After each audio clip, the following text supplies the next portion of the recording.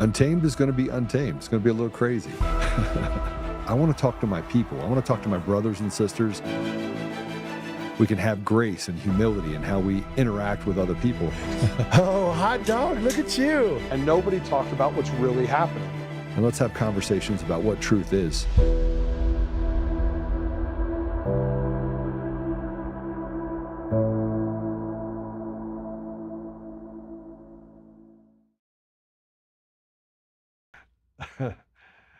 Hey, so happy Monday. It's really good to see you guys today. Man, we're going to have fun talking about some things. And I got a little bit of a diatribe. We'll be joined by Joseph Teti, who, by the way, is going to talk to us about Black Ops. So before I get into all the other stuff I'm going to talk about, I want to tell you a little bit about our guest. Now, I haven't met him yet. Normally, I get on the phone and have a conversation beforehand, but Tommy knows him well. And he's a warrior. So he was an operator. He's a speaker and trainer. He said he was a Force Recon Marine and a SF guy, Special Forces guy in the Green Beret, 18 Bravo. He was an operative with the CIA Special Activities Division. I don't know why I keep having people on from the CIA, but I'm sure that he's, actually I know he's one of the good guys. He's one that Boz was talking about before, who was on, and frankly has done some pretty crazy stuff. He worked with the operations group as one of the most selective covert units in the world. He's deployed to major operations, including Iraq and Afghanistan, and has done numerous missions across the Middle East and Africa. He is an author, so he co-starred on the Discovery Channel's hit series, Dual Survivor. And he's the author of Lone Operator. I keep having to add books to my books that I have to read, but frankly, this will be the next one on my list. We also, by the way, have Father Mahana in the studio. I had lunch with him, and I go, "Hey, do you want to come over to the studio?" He goes, "Yeah." And then I was like, "Do you want to get mic'd up?" He goes, "Yeah." So I think they mic'd him up, but we'll bring him on in a minute. While we were at lunch today. And then we'll bring Joseph in right afterwards. We're going to talk about this Title 50 thing, which is like admitting that you're basically going to war. Pretty crazy in the Black Ops world. But before I do that, before I bring Joe on, and before we have this, I think. By the way, is Tommy joining us too? Okay, and Tommy's joining us too. So we're going to have a full house today. But we were at lunch today, we were talking about the pendulum swing. And, you know, the pendulum kind of swings politically. It'll swing to the left, swing to the right, swing to the left, swing to the right. And the dangers of the pendulum swing is that it typically comes back with much more force. And we saw that force kind of happen where we got, you know, remember, we're like the pendulum part, we're the part of the pendulum that is restrained. You know, we're the party of law and order. So they actually use our own guilt against us. They use our own guilt against us in order to get us to comply with some of the evil that they put in our communities. You cut a kid's penis off, yeah, you're just not going to do that to my kid. What should happen is we just tie them to a bumper in the front of the car, drive them around a snowstorm until they die. That's what should happen when you groom a child. It should be a really simple judge, jury, executioner if you do things to harm people in the community.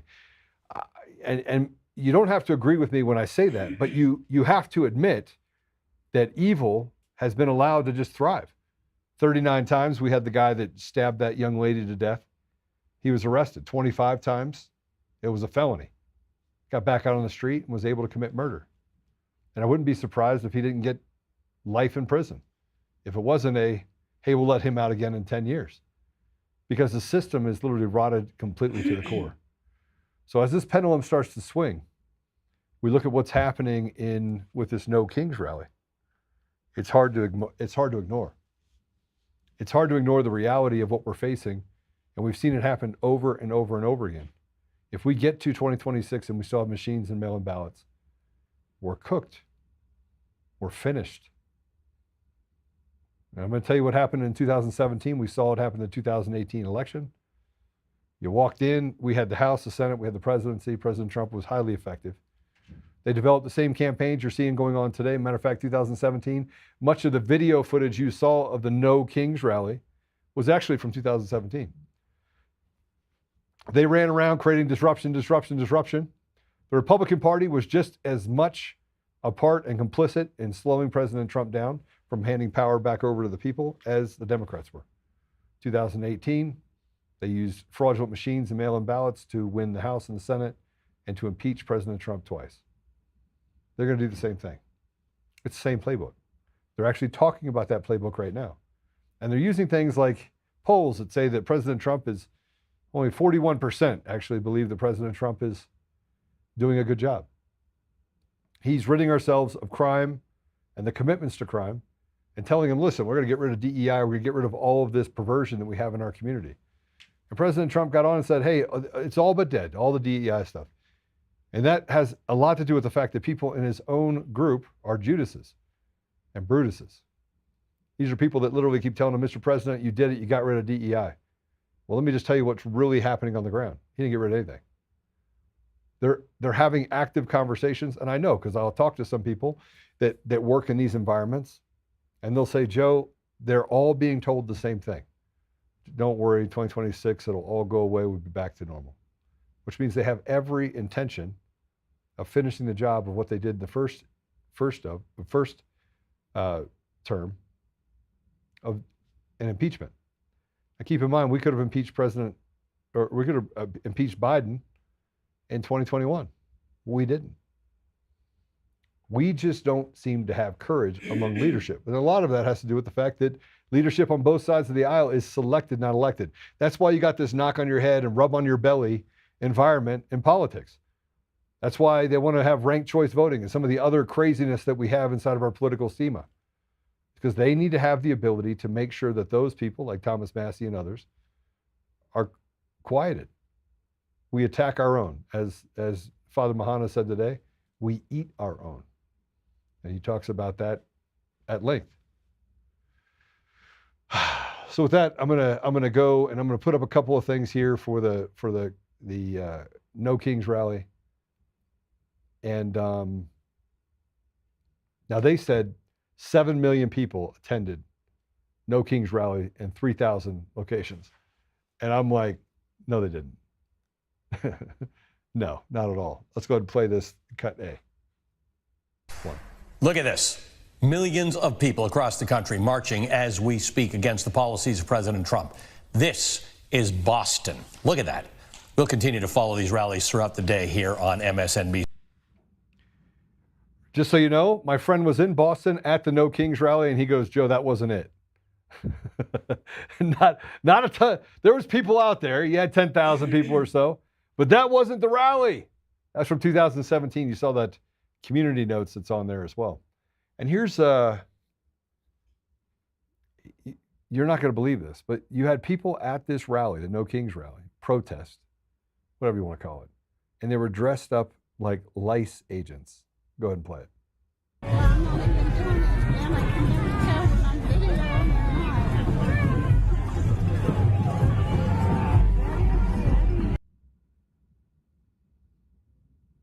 This is not even real. These are grown men and women acting like children. They wouldn't last 5 minutes. 5 minutes. And the things that they push towards, like, oh, let's go to war, they don't have a stomach for it. They're dressed up like little beetles and frogs. Yeah, and we're supposed to take them seriously? How do you take them seriously? You really can't. So here's on-the-ground reporting from No Kings. Let's go ahead and play it, and then we'll bring our guests in. Play it. We're out here at the No Kings protest, and we're asking all the important questions. Such as, if Trump was elected, how exactly is he a king? Because he is trying to take control of everything. Like, his checks and balances are not working, so he is just trying to completely disregard the Constitution. I don't know. I feel like a lot of amendments have been kind of overcome, like in a way that they're not supposed to be. Which amendment specifically? The whole, the first one. Trying to take away our freedom of protesting.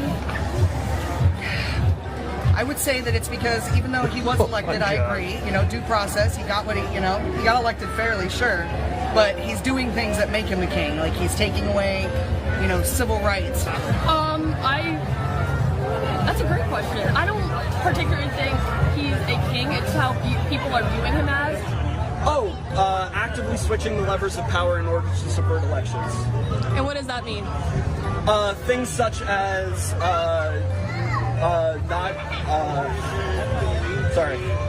trouble coming up with words.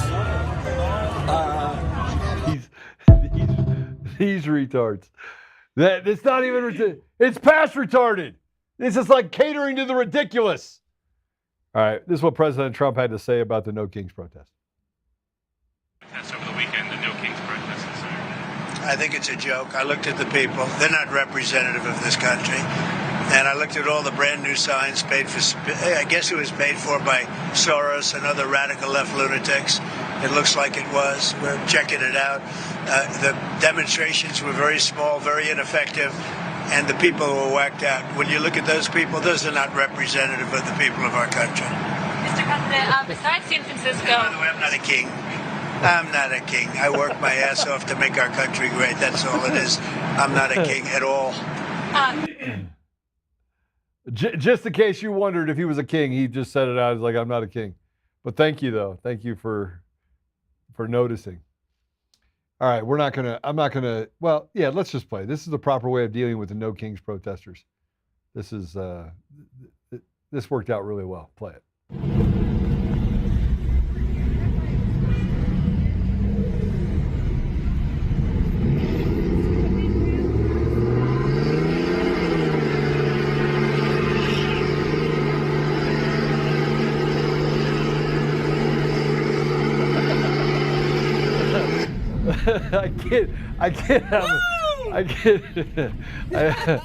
I shouldn't be laughing. Father Mahana, forgive me.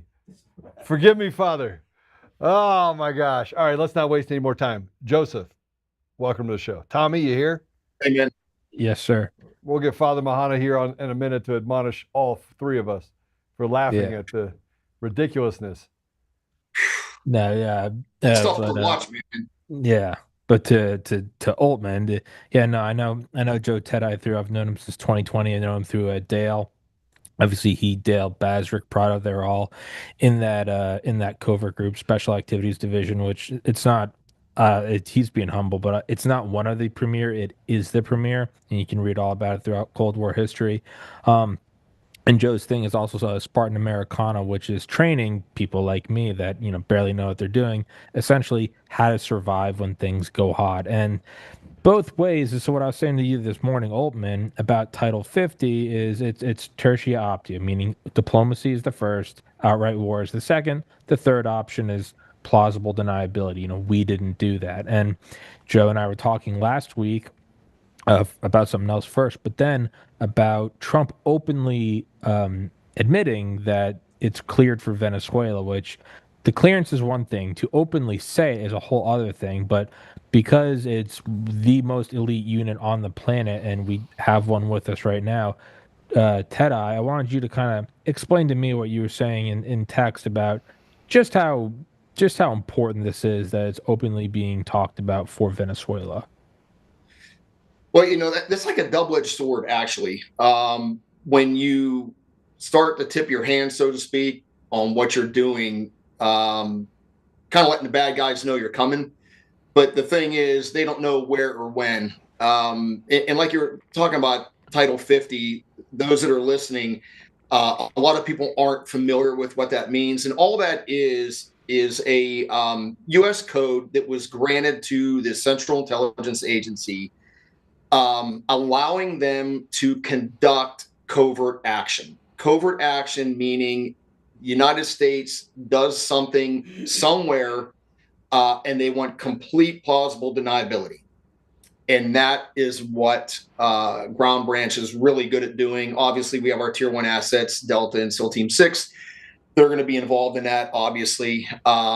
But what that does too, guys, is it really unties your hands and gives you a lot of autonomy to do what you need to do without worrying about repercussions on the back end, so to speak.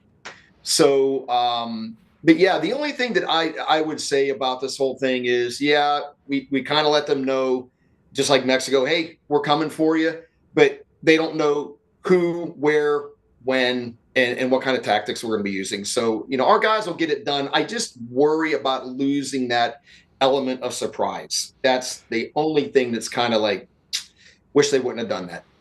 Yeah. Well, I mean, look, I got to tell you, I'm all about the military operations. I'm not so much keen on the melding with the CIA. Mhm. Just because those guys have caused more problems across the world than I think anyone in the world, right? They're just... Well, that's a melding that goes back to Eisenhower, basically about, how do you thread the needle with it, as opposed to outright, thermonuclear Armageddon. And I think it's also, not that Teti needs the defense, there is a delineation, and everyone I've had on from the CIA, there's a clear delineation between analysts and guys like Joe, Dale, Baz. The latter half is, that's not the CIA as we know it throughout the Cold War and the troubles that they've caused. These are just, not to kiss his ass, but these are just cream of the crop, grade A operators. Well, they're so, operators. Yeah. So I just want to make it. It's not. I'm not going to throw them all in one bunch. Man, and you can't really do that, guys. Obviously, from what Tom said, but I will tell you, from my experience of peeking through the veil, so to speak, and seeing what that organization does as a whole, I will tell you, if you had the chance to meet people that work there, from doctors to attorneys to CPAs to analysts to the whole shebang, case officers, you're dealing with ultra high performing people. I mean, I didn't meet a single person that I was like, what are you doing here? All the people I met there were like mega high performers, very focused, very intelligent, and very patriotic. Yeah, sure. Has the agency done things in the past that gave it black eyes? Sure. I mean, but you have to understand what that organization is tasked to do. And then especially when it falls under that covert action Title 50 mission, you're not handing out cookies at freaking Walmart, guys. Okay. No, listen, it's dirty business. I'm no stranger to the CIA, right? At all. I mean, I spent 6.5 years in the Middle East and Africa negotiating in areas that most people wouldn't want to go. And, I didn't have to, I wasn't allowed to battle rattle myself up. I had to walk in there under the guise of what they consider the 5th track of engagement, right? Which is, negotiations and forgiveness. So you have the 4 tracks of engagement, right? I was on the 5th. So, I mean, I would agree with you. They are very smart. I mean, they're some of these CIA guys, but the problem with smart is smart can go one of two ways. And there was plenty of sociopaths that I ran across with the CIA on the operations side that weren't out there shooting and killing people, but they were creating a bunch of propaganda that just wasn't true. And I was on the ground. I was there. So I mean, but it's the guys in, the special force guy. Your guys is your obligation is to complete the mission, right? So it's so I don't have any, and I got a lot of friends that are SF guys.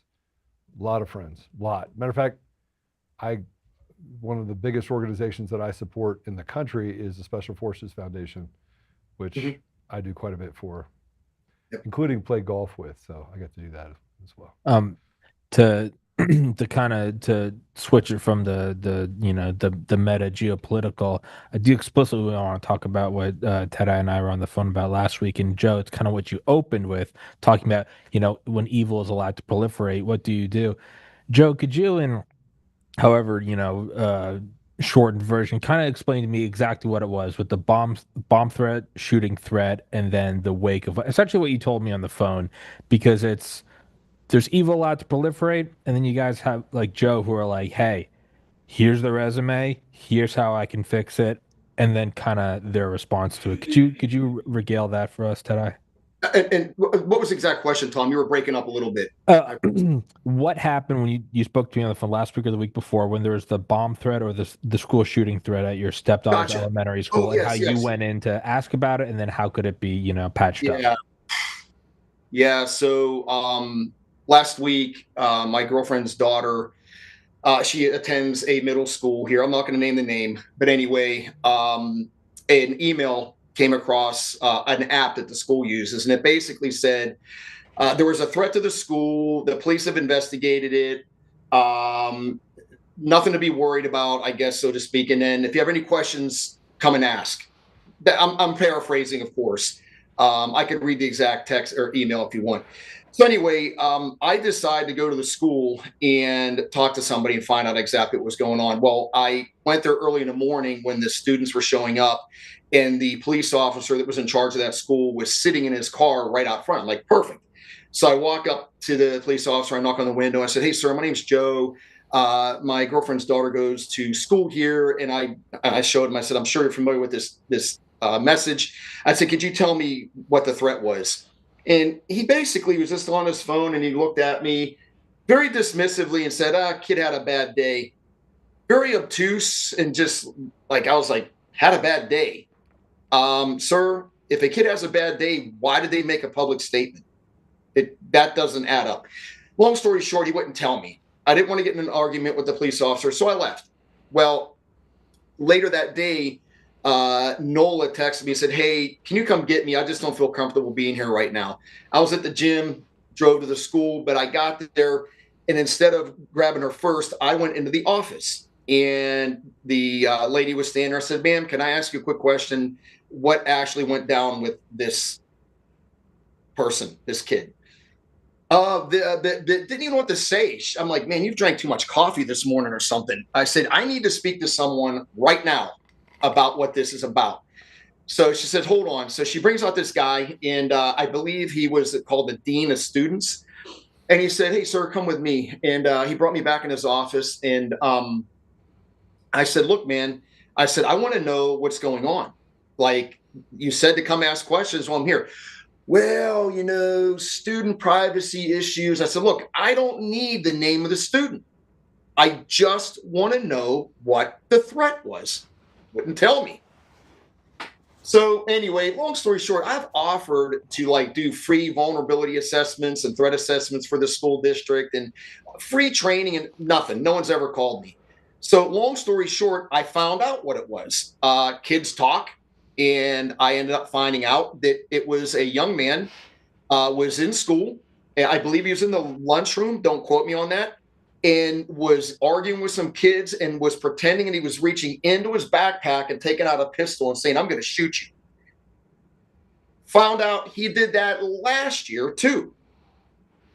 And the kid's still in school. That is a credible, no BS, no doubt. That's how it unfolds, active shooter. And I am really unhappy about the whole thing. And, it was just their lackadaisical attitude about the whole thing. It just blew me away. And if that was the threat, how could you just say the kid had a bad day? And how many of those, a school shooting happens, and how do we let this happen? And you have people cling on to go, it's the guns. And here you do kind of have a middle ground of you go and being like, "Hey, what happened?" And, "Hey, I just so happened, this is my wheelhouse. How can I help?"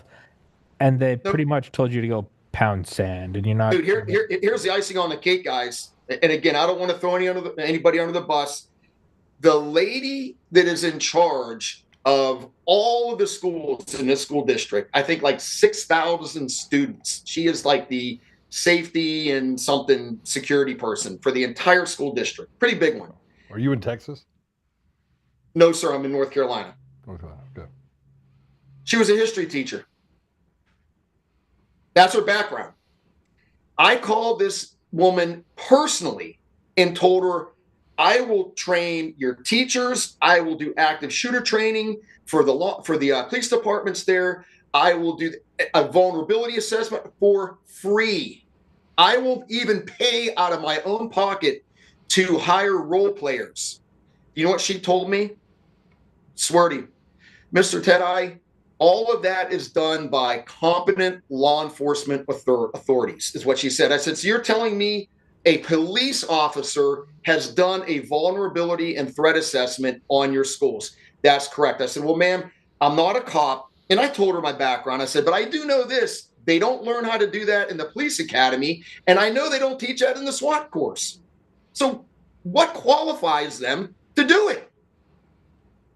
Mr. Teti, that's done. She sounded like a freaking politician. And I knew the conversation was over. But it's very sad with someone with my background to say, I'm going to give you free training. I'm going to give you, it's like a doctor going, I'm going to give you a second opinion. You can take it and put it through the shredder, throw it in a garbage can, or go, it's kind of interesting. Didn't you want to hear it? And that is how evil is allowed to proliferate. Sure. And who are the competent professionals? The same people like what Uvalde? Yeah, those heroes. So that's kind of my point. Is Oltmann, you always bring up about working the problem and directly addressing it, and here you have it to a T lined up. I'll do it for free, and essentially get out of here. Yep. So, your thoughts on that, Oltmann? I say using last names because obviously you're both Joe. Yeah, I mean, look, I can tell you right now, I have zero patience for people that would put my kids in danger. I mean, I already know who I am as a person. So I already know that if somebody does harm to my kids, I'm doing 25 to life. Right. So I have forgiveness after I, unalive you. So when someone like that does something to put all these kids in jeopardy, and they did when my kids were going to school, right? They had this whole thing where they had some craziness that went on. Again, this is 15 years ago, when they were in middle school. And I remember walking up to the dean of students and saying, listen, there's only two ways this is going to go, and neither way is going to be good for you unless you put a stop to this, right? And he literally 5 minutes later put a stop to it. He's like, yeah, Oltmann looks like he's really serious about this. I don't think that I'm going to mess with him. My problem is that they're not taught to think, right? She doesn't care. The consequences don't hit her home. They hit your home. Right. And so the parents, and I say the parents, the people, like as a whole, holistically, we've got to stop capitulating to this evil and saying, look, all right, I'm going to come in and train you anyway. Right? I'll be there Tuesday at 2:00. I'm not telling you that Tuesday at 2:00 anyone would have showed up, but right. I think at some point we've got to start working the problem, not servicing the symptom, and allowing them to just make us beg them for things that our kids should have. If a school shooter is going to show up, those schools should be well armed and trained inside the school and outside the school. And if the police officer is going to show up on that school for an active shooter situation, they shouldn't hide in the bushes like they did in Florida or in Uvalde. Competent law enforcement authorities. Yeah. So I mean, it's role playing for them, right? I mean, that's really what it comes down to, is that these aren't people that give a crap about our children, and they certainly don't, look at or care about societal degradation or rot, right? Because they can't see it because they're semi-retarded. I mean, these are semi-retarded people that think that they were educated because they got a social justice merit badge and, got to learn a little bit about math, but they can't even teach that right. It's crazy, Joe. This lady literally is a textbook example of the Peter principle. Yeah. Where you have moved into a position of incompetency. She might have been a great history teacher and she might have been a great principal, but now you're in charge of security for like 6,000 kids. She's over her head. She's not hire? Yeah. Is she? I couldn't believe it. I just couldn't believe it. Joe's like, Joe, is she a DEI hire? Yeah, right. I don't know. Possibly. I don't know, but it sure sounds like it. I don't want to say she was, but you do the freaking math. All right, what's her name? What's her name? And I'll tell you if she was. Oh, dude. Yeah, I promised myself I don't want to get anybody in trouble and say what school district this is. Because I'll look her up while we're on here and I'll shame her right now in the middle of Dude, I know. I did check her out on LinkedIn and she has a very big background in education. Oh yeah, of course. Education. Yeah, God bless. But like, I even asked her on the phone. I said, "Ma'am, do you even know the difference between passive and active security?" Didn't even answer me. I mean, that's like 101 security. Like, you don't know the difference between passive and active. But dude, it was so frustrating, especially when and I'm not a rich guy, but I feel like I have a civic duty to, pass off what I've learned. And I didn't mind paying to have this done, even if it cost me some bucks. And they still wouldn't do it. Like, well, because it's family, and of course you would do it, and that's why you crazy. That's crazy. why you show up, and then you see that, and you wonder how many things in the past how many have this untold story? How many of these shootings do we know? And there's no record of it, so nobody can prove it. But how many of them are some Green Beret or some Ranger or some Marine Force Recon guy? It's like, hey, can I check this out? And they don't do it. And next thing you know, 10 kids dead, and they don't get the limelight, and no one wants it and then at a much higher level, it's because it's pure evil. Well, you can't really dress it up in a whole attack on the Second Amendment if you have some sort of, hey, this could have been prevented. Here are some people trying to prevent it. They're trying to prevent it for free. It doesn't exactly, Dude, I told this lady, free. Yeah, I told this lady, I said, I'm going to end the conversation on this note.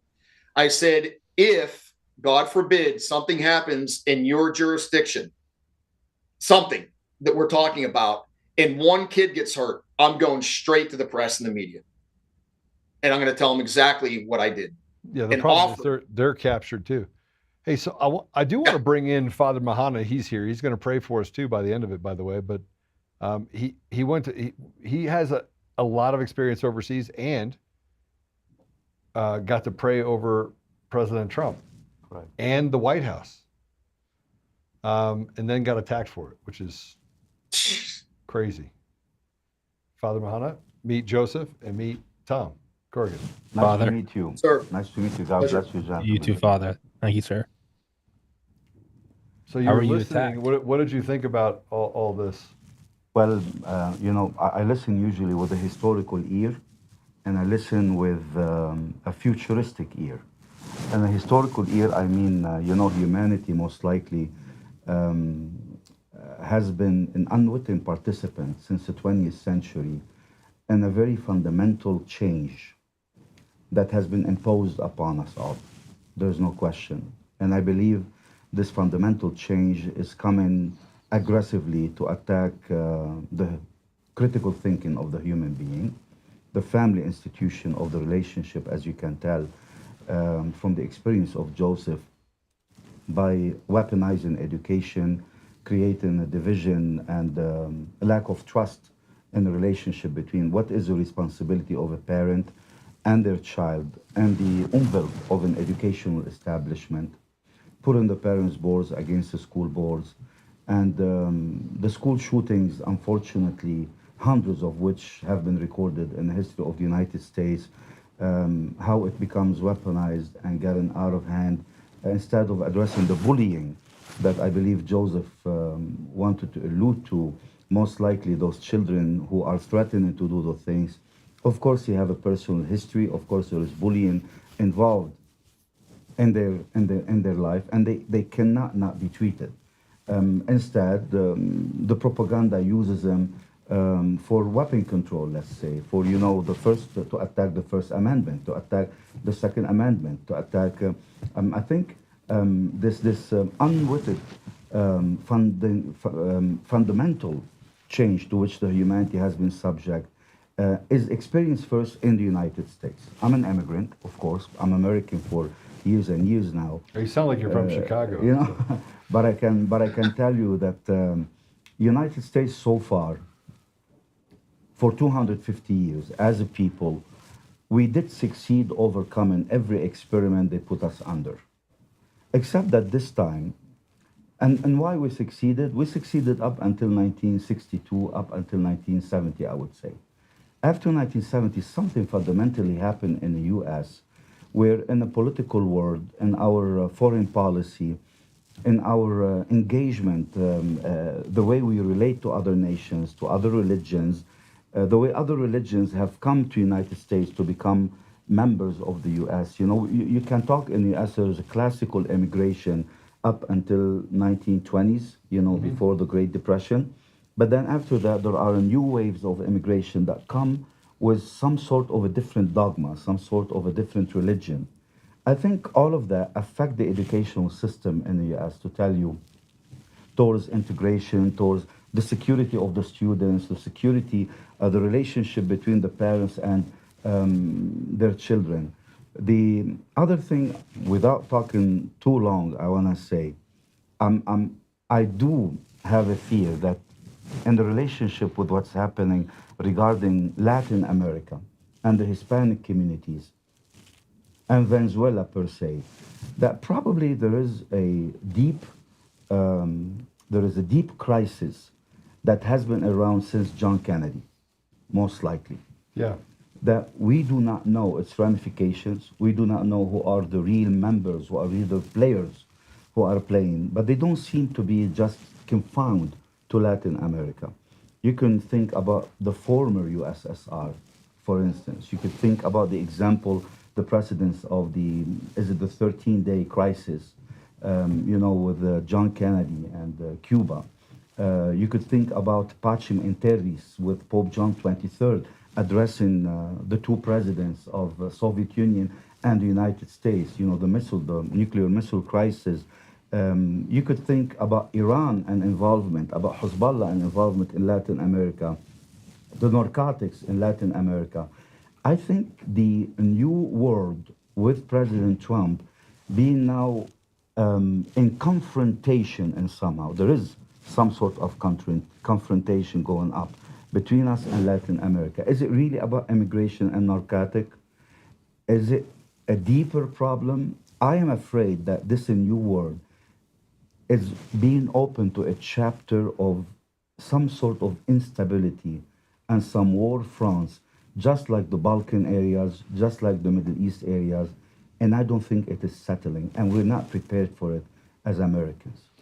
Yeah, so it's funny you talked about it, because when we were talking about the Title 50 stuff that Joseph was talking about, Joe, I think one of the things that we're trying to figure out is what is the transparency, right? Like why do we have the transparency right now on Title 50? And is this a play against Maduro? Is this a play against acknowledgement of gun running or drugs? Because, I mean, frankly, we're doing crazy stuff in South America we haven't done since the Contra affair, frankly. Yeah. It's funny. I was talking to a friend of mine last night about this, and there's a bigger picture here.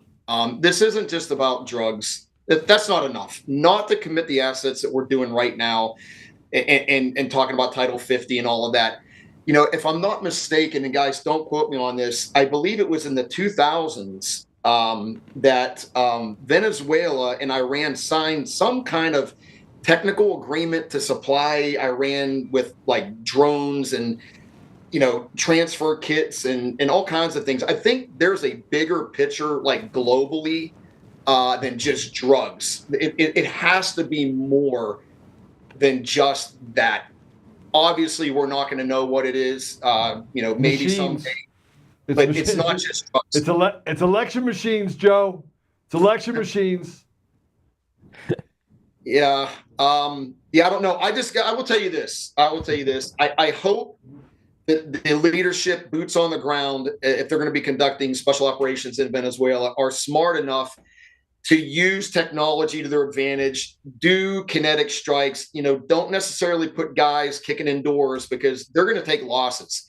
You've already said we're coming, they're prepared, even though our guys can still do the deed and win the day, they're going to take losses. I would rather see drone attacks, kinetic strikes, UAV strikes, predator strikes, and to get the job done. But it's a much, much bigger picture than drugs. That's for sure.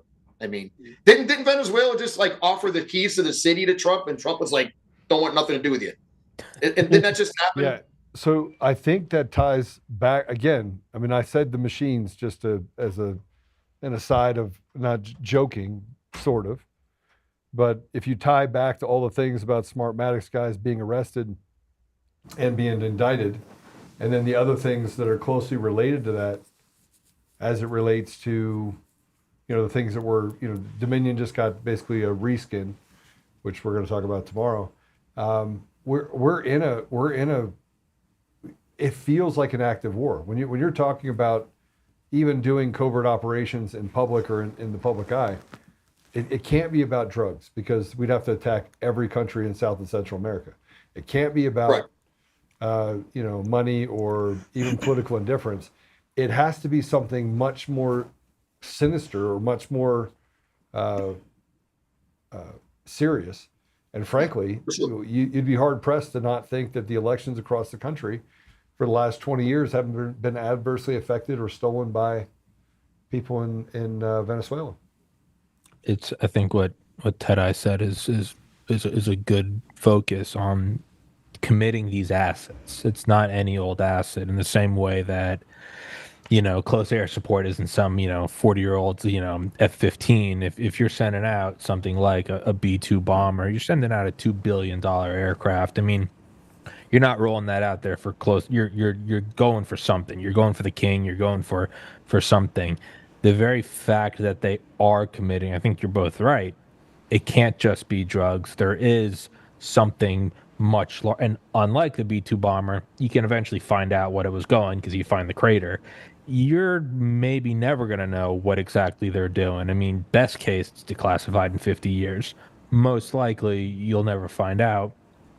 Yeah, it's got to be something. I mean, it can't just be drugs, be it election machines, be it, I have no idea what the resources are there, be it fissile materials, be it, technology transfer.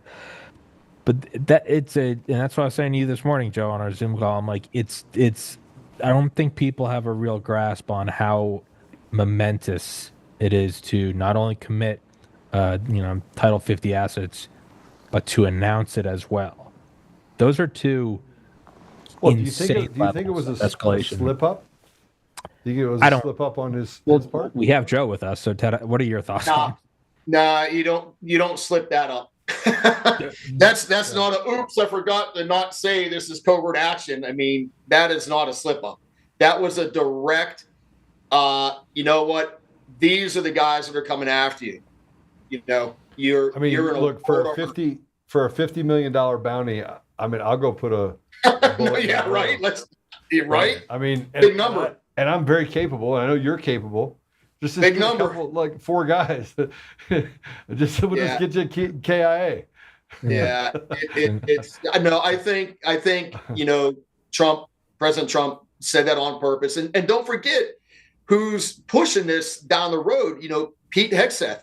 That dude's a rock star, man. He's all about the war fighter. That dude wants to unleash the dogs of war. And when you've got that kind of power and those kind of assets to say, go, All right. Yeah. So that leads me really to where we are right now. We have to look at this from a standpoint of chess. And I know most of the time the Americans can only fathom one dimension or 2 dimensions of warfare. It's obvious that we're in 4 or 5 or 6 degrees or dimensions of warfare right now. And we can't see who the target is. And my guess is, just based on what I've seen before, is that the target's probably not even in Venezuela. It probably has nothing to do with Venezuela. It's probably close to or in an area that's in, where they can have close contact surveillance in that region. And they're looking for a George Soros or some other disruptor that would do harm to not just South and Central America, but much of what's happening in the United States. Very plausible. No, very plausible. Deception is a huge part of war. It's a great tactic to use. And I don't know how true this is. I got an email the other day, and a buddy of mine said, "Hey, man, the ghost ship is parked off the coast of Venezuela somewhere." I don't know if y'all know what the ghost ship is. Is that the Zumwalt? Y'all know what that is? Is that the Zumwalt? You said the ghost ship? Yeah, it's a platform. It's a special operations platform that it's very nondescript looking. But it's a maritime platform that you can use to launch various aerial assets and maritime assets. It's very self-supportive. You can do all kinds of things. I don't want. It's called nondescript. A nondescript platform off the coast of Venezuela. It doesn't look like a battleship. Yeah, it doesn't look like a battleship. That's what I'm saying. It doesn't look like a cargo ship. It looks like. Yeah, you can Google it. I'm sure there's pictures of it out there. But anyway, supposedly that thing's been deployed. So, but anyway, again, unvetted, don't know just what I've been told, but it makes complete sense because that would work great in that environment. Oof. Well, Ghost I ship. want to ask you this question because Father Mahana, you spent a lot of time overseas. When President Trump left office, you had to go into hiding. Yes, unfortunately. And they wanted to kill you. Yes. And so this is, I mean, this is what we face here in the United States. This is something that you've experienced over in Lebanon. You've experienced in other countries, but you came here. You had to go into hiding in the United States. In the United States, unfortunately. I'm thinking that, well, I didn't take it seriously, honestly. Had I taken it seriously, probably the outcome would have been different. But I couldn't believe that something will happen locally in Colorado, in my church, breaking an entry, stealing things, and also trying to go in with a machete in the middle by 2:33 a.m. And somebody trying to kill you, and you have the police cars responding, you have the local authorities responded, you had even fire department coming in, and it took me about 3 hours to negotiate my own release from the hand of the person who once raised the actual machete. The only thing he started shouting is that, I can't touch you, you're a good man, I can't touch you, they want me to kill you, they want me to kill you. And he literally said, I can't touch you. And then by the time my security manager, Mr. Milishi, came in with the local police and here in Denver metro area, it was a revelation lesson for me that no one is safe anywhere in the world. I understood early, that was in 2019, as a matter of fact, in October. I understood right away. This is a year in which the president is running for re-election. This is the heat of his campaign for the 2020 election. I'm not a politician, and I was never part of a political system, meaning like going as a priest. We had a cause, and the cause was to educate the official leaders about the persecuted Christians. And I thought I'm bringing them a cause of about 280 million Christians being severely persecuted in the world. And of course I had knowledge, of course I had information, and I thought that passing this information to all elected officials and the candidates who were running for public office, I requested meeting with Mrs. Clinton at the time, with President Trump again and again, with whoever was running during the 2015 and 2019 as well. So this was a turning point event for me. And of course, inside the church institution, I did not know that canon law could be weaponized. I did not know that there is communication between the intel communities and church leadership on how to dispose of or how to cancel somebody or how to exile somebody. So yes, it was a very tough and rough, inhumane experience. And by the way, in 2016, on the morning of probably November 5th, if I'm not mistaken, I get a weird phone call. We still have it on record, by the way, and we gave a copy to the police, and they didn't do anything about it. In a devilish voice, somebody calls my church line on a voice message, also at night, and says, you do not know what you did. You do not know what's going to happen to you. We're going to burn you. We're going to destroy you. We're going to kill you. And I gave those recordings to the police. Pretty normal. Yeah, and I thought they would attract them, you know, they would track them down and stuff like that. But the silence of the system in the face of these challenges that I face put me in a position where I knew that things are not what the people think to be. And when I saw the friends of President Trump falling one after the other and going and really in deep trouble, unfortunately, personally, professionally, their lives have been almost really terminated.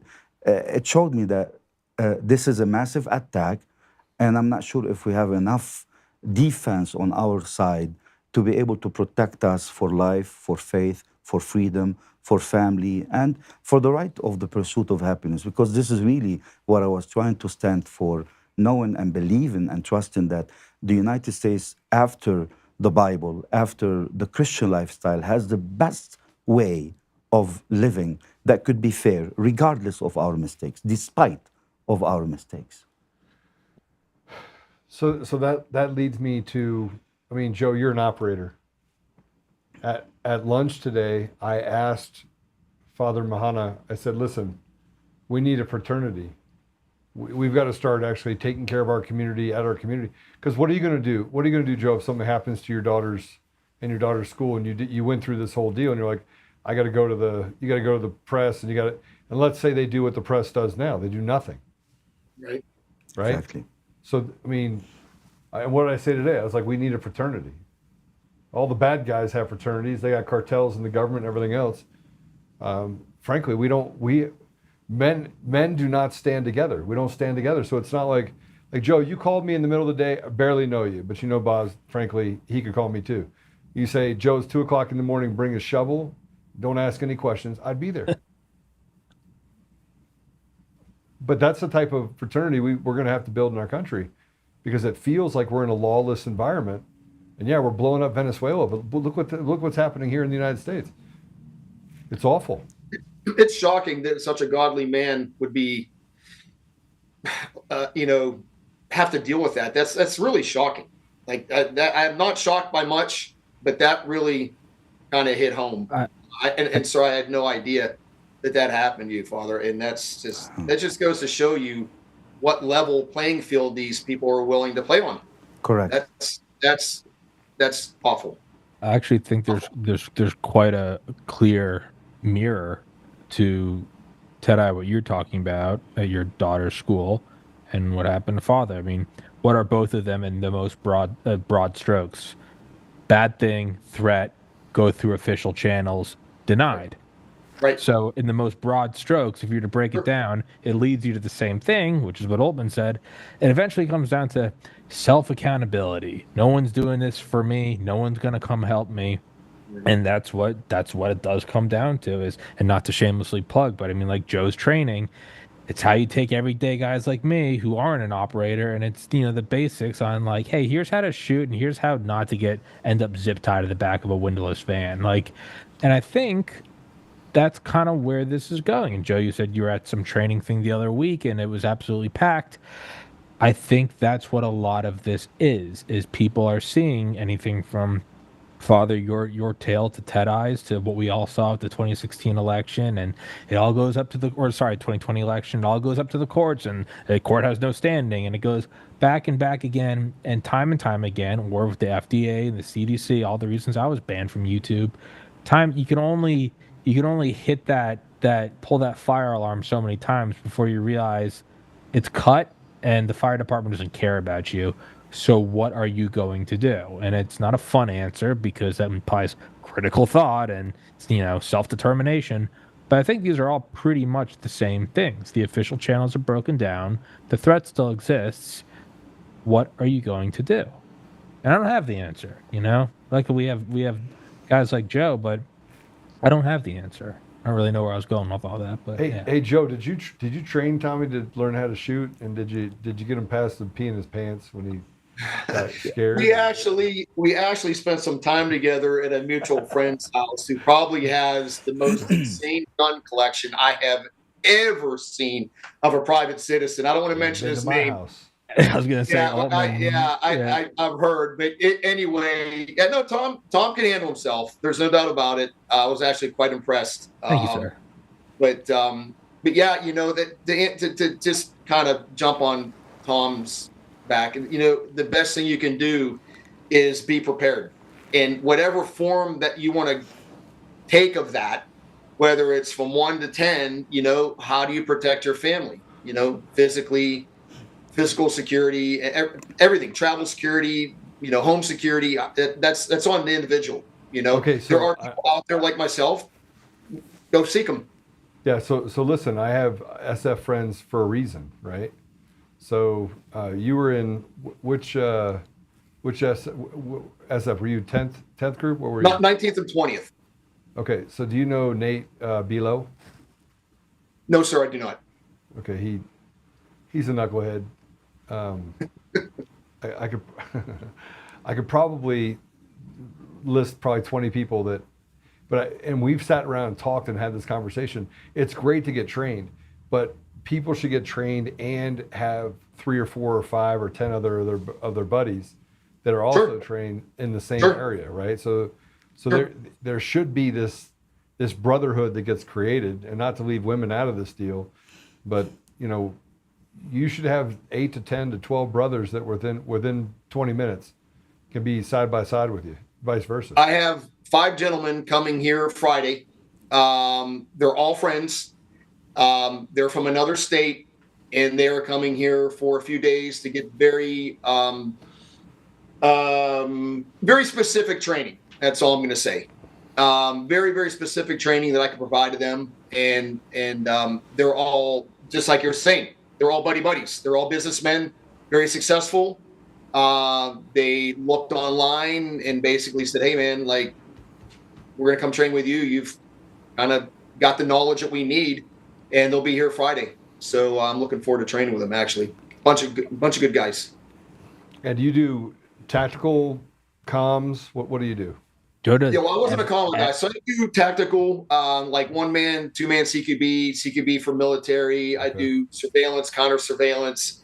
I'm not a medic. I know basic medical stuff. My forte and wheelhouse is more on the tactical side. Shooting, obviously, pistol, carbine, CQB. I'm not a long gunner. I'm just getting into long gunning.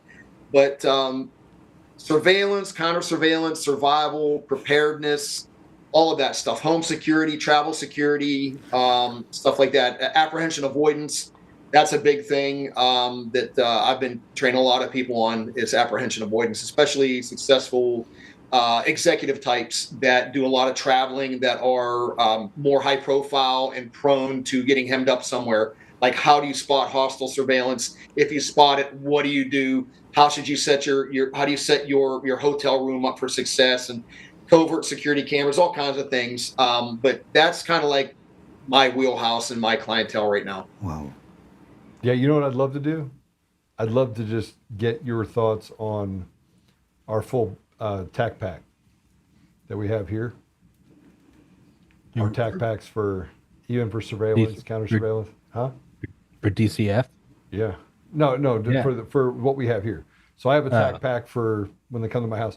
So Joe, I have bulletproof glass, thermal cameras at my house. I've literally have my house is. I got metal plates in the walls, so nobody can shoot in. I got involved in the election fraud stuff, and people with guns came to my house and decided that I was going to be their punching bag. And then I had to get on the podcast and say, I won't just kill you, I will kill your whole family if you come to my house. Yeah, it was bad. It's really bad. Wow. Well, dude, that's awesome. My house isn't quite that fortified. Obviously, that's a function of money, but that's great. If you can afford to do something like that, good on you, man. Lord knows I would have. I have great security here. I got a lot of cameras and a lot of solar lighting and other things. But that's not paranoia. People go, "Oh, that guy's just paranoid." No, he's not. No, he's just prepared. He's just prepared. He's financially able to do this, and he did it. Why? It's not paranoia if it's real. And that's a jealousy thing too. Well, I believe me, I know tons of people would love to have that opportunity. But good on you, man. I think that's fantastic. There's nothing wrong with that. But I think TAC packs are really important because you can even take those with you, that are the non-lethal ones. Take them with you when you go travel, right? Sure. I don't go into a hotel room unless my hotel room has a camera in it that nobody can see. Like, I drop a camera everywhere I go, right? Yep. So I want to know if somebody you know as well as I do, it's not expensive. You can buy these things online. Yeah. But people just don't think it. There's a lot of common sense to this. They just don't think about, like, I know somebody was traveling overseas the other day, and I said, "Where's your passport?" "Right now. It's in my hotel room." Yeah, that's what? Dummy. Okay. Like, just something as stupid as that. Like, it's in your hotel room. Yeah, why do I need it? You stick it to the inside of your ass cheek is what you do. It doesn't leave you. So anyway, but stuff like that, man. It's just I teach a lot of those courses. I also do a lot of custom stuff. So if an organization, I actually just did a security assessment on a church, and they had a very real threat from one member, and I went there and kind of said, "Hey, look, this is what I'm seeing. You got a lot of good stuff going on, but you've got some dead space here, and you got some things going on here, and believe it or not, even the preacher is carrying while he's talking." So, but I kind of dove into their training. I'm like, how much pistol training do you guys have? Because if you got to take a shot in here, you're going to have people running around and you may have a low percentage shot and you're probably going to hit the wrong person. So we're actually gravitating to getting them on the range and kind of cleaning up their shooting skills. Or like they did in Minnesota where the two security guys shot each other. Shooting, they were like this. What is wrong with you guys? It's, and that turns into a bigger mess. So anyway, but yeah, that's kind of what I was gonna say, Ted, what you were saying, like it's not paranoia, and then Joe's got thermal cameras, and that's why I knew I wanted to introduce you to. But it's like when people aren't prepared, Joe, you drop a camera, and I go, yeah, well, here's the good father. It's like, yeah, no, there's no excuse now. I didn't know about any of this in the United States. I thought you were gonna tell us about how it happened in Serbia or something, but like no, Right. like well, there you go, man. When did it happen? Did it happen in 1949? It happened 8 years ago, and it happened in the United States. And who did it happen? Did it happen to me? I run my mouth. I probably deserve this, but no, it happened to the father. So like. Yeah, man, it's all kind of lining up to the threat is there. These people are insane, and it's the amount the system you is put with in. them. Yeah, and the system is with them, Yes. correct? It's the alarm doesn't work. So what are you going to do? And it's, what sell your cloak and buy a sword? Yeah. So I actually think that while we're sitting here talking, we're actually working the problem in a really good way. So Father Mahana, you can cover the spiritual side, right? By God's grace. Yes. Of course. But we have got to get to a place, like it can't be so bad that I have to be prepared. It's got to be expensive. We've got to teach people to hunt. We've got to teach people to protect their families. We've got to teach people not to be victims. Yeah, but from who? We live in the United States. I understand, like when I was telling you earlier, and I don't take pride in it, but, we have the marks of wars in us. We know what the bomb does. We know when he got blown up too. When we were kids, we were told who's the enemy, and we knew how to identify the enemy. There is no question. Mm-hmm. But how do you identify an enemy in the United States? Blue hair. It's, it's sad, but I'm just kidding. You got blue hair. You're maybe not be a mark, but you're pretty close. I think you're probably right. Yeah, Father. That's a good point, though. That's a very good point, though. I have to agree with you, Father. That's a very good point. And this is a country where we want to preach peace. We want to preach the stability. We're happy that so far, for 250 years, only probably 2 or 3 major instabilities happened inside our country. And then after the Civil War and the Civil Rights Movement in the U.S., you're basically talking about a country where people lived and died not seeing except the peace, except the prosperity, except the stability, success after success, opportunity after opportunity. I think the assessment is, who is the attacker? The assessment is, are we under a coup, or this is really a split between 2 political parties?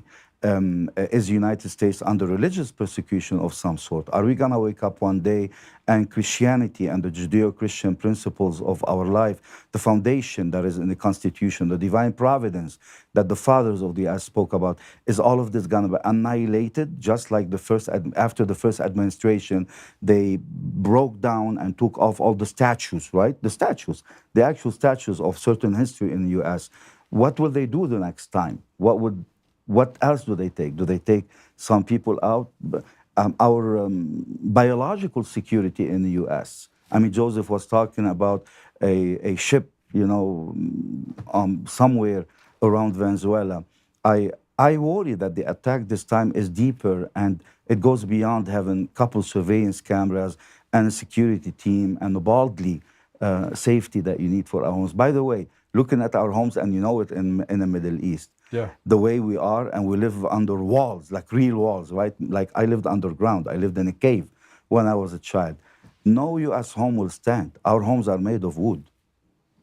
Except for my house. I mean, like, if I'm comparing, if this is a sort of insecurity and attack that might happen in the U.S., our homes will not stand. I mean, it's hard, but I don't think this is the actual risk that is probably going to attack us. I think the risk is deeper. You could see it from the propaganda in the media. You could see it from losing the freedom of speech. You could lose it. You could see it from the indoctrination in the educational system that is happening. That, for instance, for us in Lebanon, Joseph, every school when we were kids was protected. 1 week, so we have 2 homes in Lebanon, usually, many families do. On the weekend, they go to their mountain home, and on Monday morning, they come back to the city and they go to their school. So what the Syrian militaries and the Palestinian guerrillas and at the time Hezbollah militants used to do in 1980s, they used to send snipers and suicide bombers, and they would attack the school system because they did not want Christians to go to school. They did not want us because we always lived and dreamed and survived by education. Education was the most precious thing that family could offer to their children. If I'm in the US now, I do not want my child to go to a private education or to public education because they turn to become my enemy, right? And somehow they succeed turning them into the enemies of this country. I see it as an immigrant. So in Lebanon, every school had its own security team that protected it. In the US till now, with all the school shootings that you see, I bet you many schools don't have the security that they need, that you spoke about, you experienced, to protect their students. They don't have it. They don't want it. Staggering. Yeah, they don't want it. It's very clear that they don't want it. It's yeah, but why? Yeah, that's Why what I'm saying. wouldn't you want the kids Why? to be- I don't have an answer to that. Well, it's outright evil, or it's a sort of, hey, Joe, you're, as soon as you open your mouth, hey, I'm imagining as you tell them your resume, their first thought, I'm going to assume, is, right winger, he pro-Trump, fascist. There's all the labels you've been slapped with, not you specifically. Anyone who's, I have an American flag behind me. Immediately, there are assumptions about, I get what kind of podcast this is. What do you mean? I would imagine that at some level it is pure evil. I would imagine at other level it's low IQ tribalism. It really is. It's he's with them, and it didn't matter what you offered. It wasn't specific. I think it could have been. You're talking about school shooting. I think you could have come in and talked about like a new cafeteria menu. I have a feeling you were going to be shown the door. Just a thought. Probably. My own And I opinion. was. Yeah, and you were. Yeah. I was. Yeah. It's. Yeah. I don't. Well, I feel I did my civic duty. I can look in the mirror. Yeah. Like, I can only offer. There's Yeah. nothing I can really do. Yeah, that's a touchy one though. With kids, it's like if it's all adults, yeah, you can kind of go, yeah, I did my best. But with kids, it's like the kids didn't send you away. That's what gets me. Is like, it's one thing if Joe, you offer this to me, and I'm in an apartment building with adults. Hey, that's on us. Something happens, that's on us. These kids didn't send you away. These 10-year-olds aren't telling you they don't want your security assessment. That's I don't know what to do with that. How would you even live if you were one of these principals or the lady that's in charge of all the school security? How could you even live with yourself? I don't think you would. But they live with themselves really well. Right. Obviously. I mean, obviously, Joe. It's not getting any better, right? I mean, look, you have people that came out for this No Kings deal. We should talk about that. They came out for they said it was 650,000. Let's say it's 1 million people. Let's just give it to the radical left and say it's 7 million. So 1.7% of the population decided to go out there and stay on the street, which we know it's not, right? But if you take out the people that went there just to observe the village idiots, now you're down to like 5 million. But let's hypothetically say that that's right. They can't have a coherent conversation and they still support it. They would rather the entire community be ravished by crime than stand up to crime and ship crime out. And say, hey, listen, you don't belong here anyway, get out. They are creating, and they call it fascism. I mean, you could not do any more soup salad than these people have done. The mental gymnastics that you would have to come with in order to get to a place where you would be able to justify saying the President Trump is a king and or a fascist, you'd have to be semi-retarded. So we're not dealing with smart people. We're dealing with people who they almost enjoy watching stuff happen, being a victim, watching stuff happen in their community.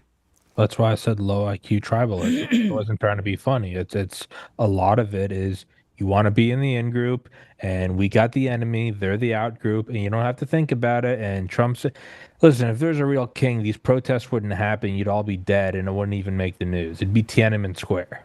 That's what it would be. So a lot of it, but it is, and it's like so that I think it kind of trickles down into how do you have people justifying attacking father? How do you have people justifying sending you away? Because you're right, how do they live themselves? They live themselves really well, and I think a lot of it. I do think at the very apex, it's pure evil and it's malicious evil. It's not incompetence. I think at the lower levels, man, it's low IQ. It's right. It's it's right in that. It's right in the limbic system. It's emotional. It doesn't. You don't have to think about it and digest it and self-reflect. It's they're bad. We're good. I mean, honestly, it's some of the oldest genetics in our species is tribalism. So, yeah, they're kind of dragging their knuckles, and you're the bad guy. You're the outside. You're a fascist. You're the king. You're the whatever you want. All the stuff they've been saying to us for a decade, and I think you see it manifest in different ways. Either from, I think if you went and brought a camera to that school, you would get the same responses you did that you opened the show with, Joe, when you showed the No Kings responses. I think that's what you'd get. Well, I actually kind of saw it. I actually kind of saw it in the office. Yeah. When I asked, can somebody tell me? And I mean, literally, couldn't get a word out. Yeah. And I'm like, you drank too much coffee this morning. I need to talk to somebody that can give me an answer, And sadly, like I said, I never got one.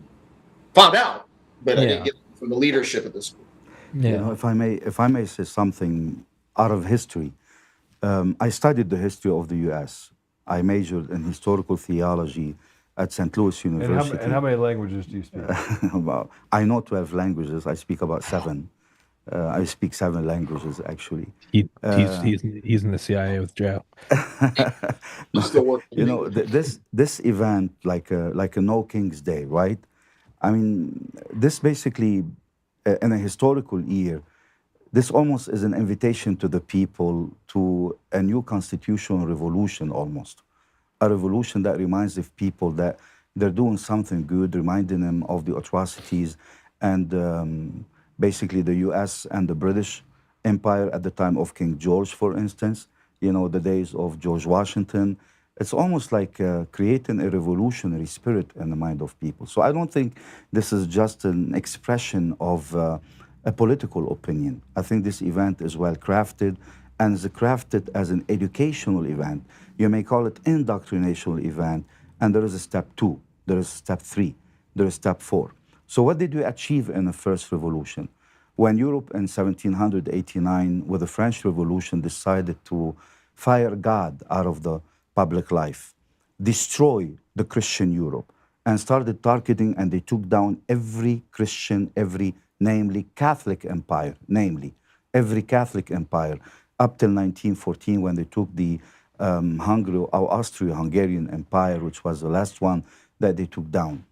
And now I think this is, again, it's taken us back to these initial times in which we succeeded, we created our independence, we saved our religious freedom, and through the amendments and the constitutional rights that we safeguarded with the beautiful work of the fathers who founded the United States of America, I think this is what's under attack now. And I think, unfortunately, if the people on the liberal side and conservative side, if any American citizen is to read what are they being invited to and how they are being told to demonstrate their rights, to show their fear and their concerns, I think they should read well the history of what gives them that right first before they proceed and they take any initiative or join any potential demonstration in the future. Because anything that is happening, it may not be for the good of anybody in the U.S. All are under attack. The liberals, the Democrats, the Republicans, the independents, everybody. I think U.S. is under attack in somehow. And what we just have to know is we have to assess why are we all under attack? Why is this internal division? There are two humanities almost. There is war and racism. There is war between immigrants and the naturally born in the U.S. There is war now, between a new religion coming all of a sudden to the U.S. and now it's becoming like it's one of the electoral messages to stand and say, "Hi, I'm a candidate, and by the way, I'm not Christian. I'm somebody else." And this got some points.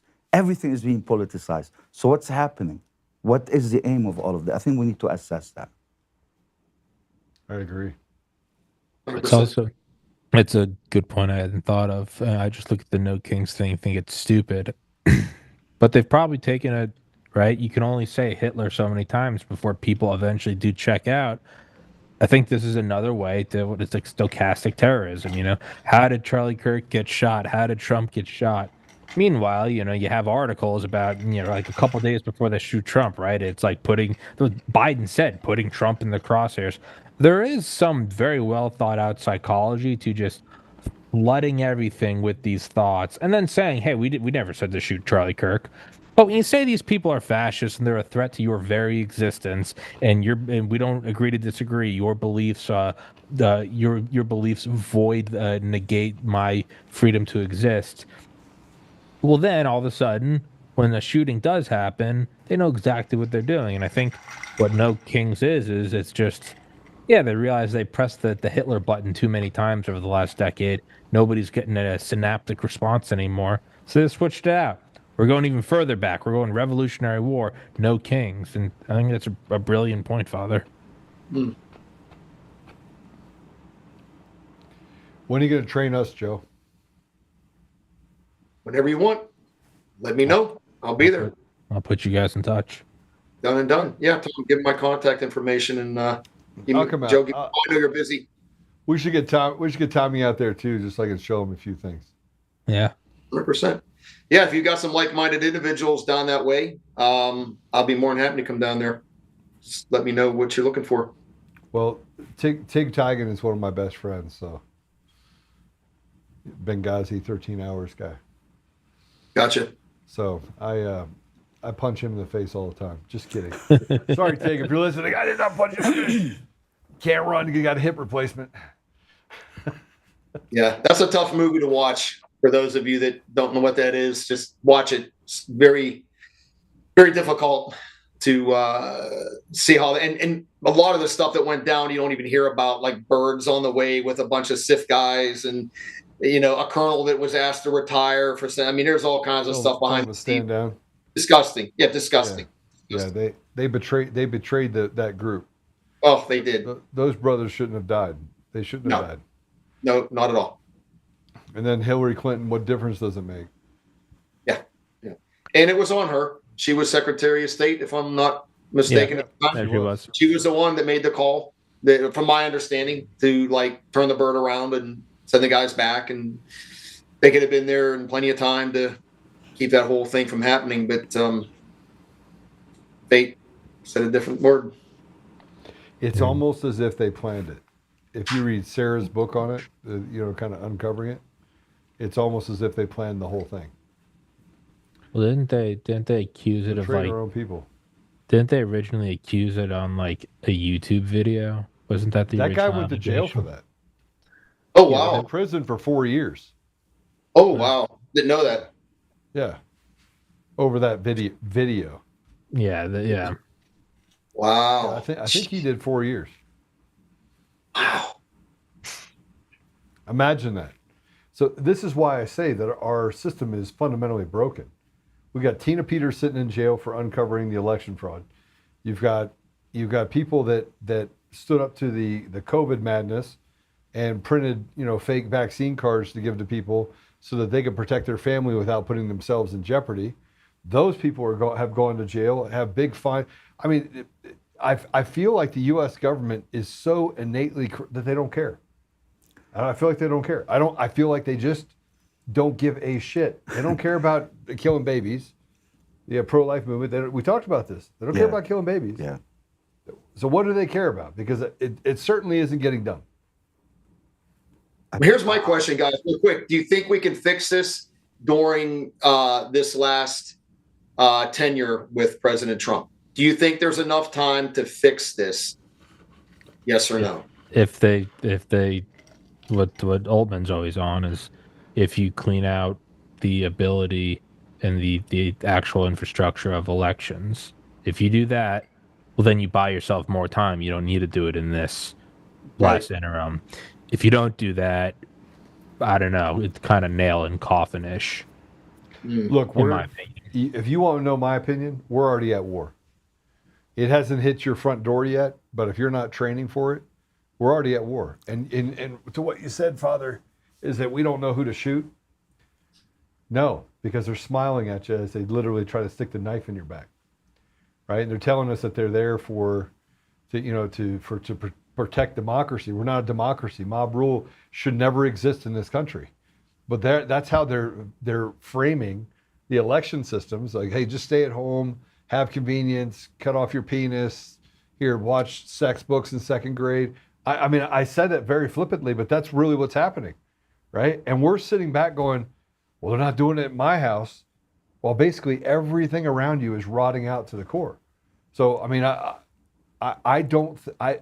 the answer is no, Joe, no.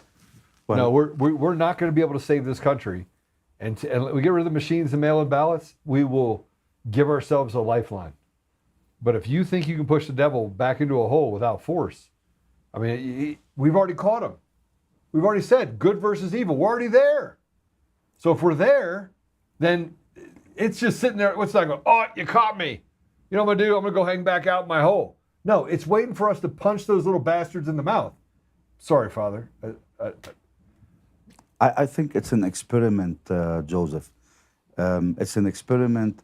If I were to compare it to medical terms, because I have board members who are doctors on our board of the Mission of Hope and Mercy, it feels as if the U.S. is dealing with an autoimmune disease. Again, it's one thing if we are being attacked from outside, you know how to stop the enemy. But it saddens me to see that our own body is attacking itself. Citizens attacking citizens. You know, how many people run people to the ground with fake and false rhetorics of whether gossip or indoctrination or false cases that have no foundation. You know, take people, the weaponization of the justice system, the weaponization of the medical system, the pharmaceutical companies, the technology in the US. I think we're dealing with somehow the corpus of the United States is attacking itself. I think to try to solve it, to see what can we, if we have time, no, but we have all the time. This is a spiritual crisis, first of all. This is a constitutional crisis, second of all.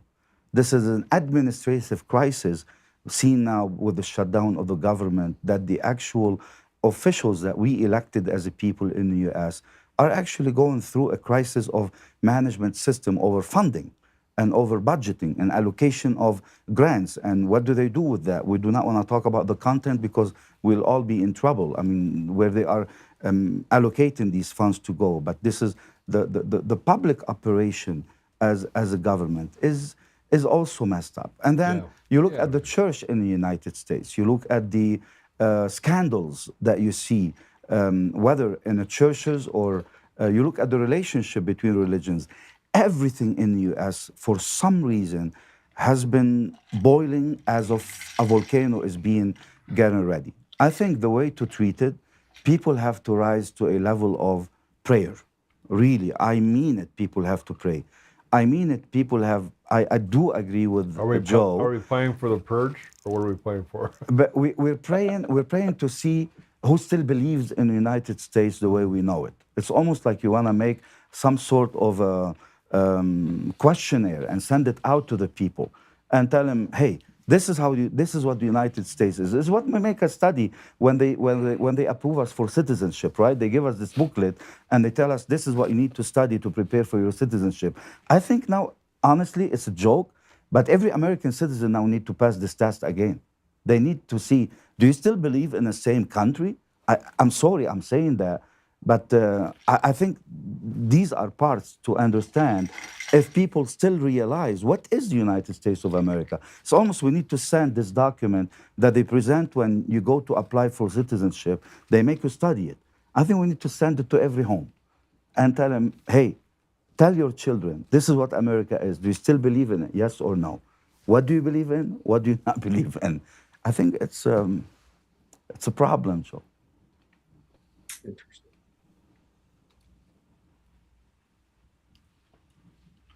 I was just kidding about the purge. Really? You could do spiritual purge. It's called exorcism. You did that at the White House. So Fatima Hanna did an exorcism at the White House, yeah. Really? Exorcise the White House. That's awesome. Spirits. Well, we call it deliver and blessing. We call it, but I'm the priest who celebrated, unless there is another record for it, the first Mass in a White House in history on October 12 and 13, 2018, at the 100-year anniversary of Our Lady of Fatima, which was Columbus Day, which was the feast of the finding of the New World, basically, and Our Lady of Grace and the miracle of the Son of the Third Secret of Fatima in 1917. And the President was kind enough, and I celebrated the Holy Mass in the White House in the West Wing with many people in attendance. The internal people, yes. And for all of that, the reward is you get attacked. The attack, big attack. But the gates of hell shall not prevail against her. Really, my prayer is for you and me to say about the United States, which is almost for me is more than a country. Yeah. It's more than a nation. It's more than a dream. It's more than a land of opportunities. I think the United States has a spiritual destiny. It's a daughter of the church. You know, I think in 1789, and I'm sorry, I'm talking probably a lot about this. I think when France neglected God, you know what we used to call France? La fille aînée de l'Église, the big daughter of the church, the oldest daughter of the church. Supposedly France was supposed to protect the church, promote the church, all the school of theologies, the universities, the medical system, everything. It was a beautiful relationship. It protected and it carried the church. Wherever the French Empire went, there the church was with them. I'm talking the Catholic Church. In 1789, when France rejected the church altogether, and they created, you know what was the first consequence of the French Revolution, right? The reign of terror. For 17 or 18 years after the French Revolution, the government of the newly formed government of the revolutionaries, they killed and they desecrated the churches, and they killed over 60,000 Catholics in France, and they took all the properties of the churches. At that same year, United States was formed, a country that safeguarded religious freedom. I think at that time, God was happy and was pleased with the United States. And the U.S. became the daughter of Christ, the daughter of Christianity, and somehow. But now at this point, I think instead of planning to go to war and dividing ourselves, we should plan to save our spiritual salvation, first of all, and the spiritual destiny of the U.S. And we should call people back as a prophet, as a Christ, as a people of goodwill, people of faith. Tell them, walk again with Christ. And I think Christ will be the only person in his divinity and humanity who can still safeguard us, Joseph, as the United States of America to be one nation under God. I don't mean this as a slogan. I mean it from my personal experience. I believe that the U.S. destiny as a spiritual country is coming. We will embrace the cross, but we will lead the humanity again to a time of peace. But we have to suffer a little bit in meanwhile. And we do need the fraternity. Wow. Beautifully said. Yeah, that's pretty powerful. Wow. That's amazing. Wow. All right, Joe, I'll keep you here forever. But it's okay. First of all, how can people get trained? Let's do that. And then so the easiest way to get a hold of me is just go to our website. Just go to JoeTeti, TETI.com. From there, you can hit Train with Joe. You can get my book and whatnot. That's the easiest thing. The training company is called Spartan Americana. But if you go to my page, JoeTeti.com, it'll just click train. It'll take you right to that page. There it is right there. That's That's it right there. Yes, sir. Do we get to jump out of the plane? Is that? Don't you? You know what? I'll be the first one to tell you, bro. Wasn't my favorite thing. I did it because it was part of my work, but and I got the job done. But yeah, not. I got some funny stories about that some other day. But yeah, just part of the work. You know, this is the way we got to work. Man, not my cup of tea. Hey, not mine either. I jumped out of planes. I'm actually afraid of heights, and so I would go jump out of planes so I could break myself of being afraid of heights and climb mountains. That'll do it.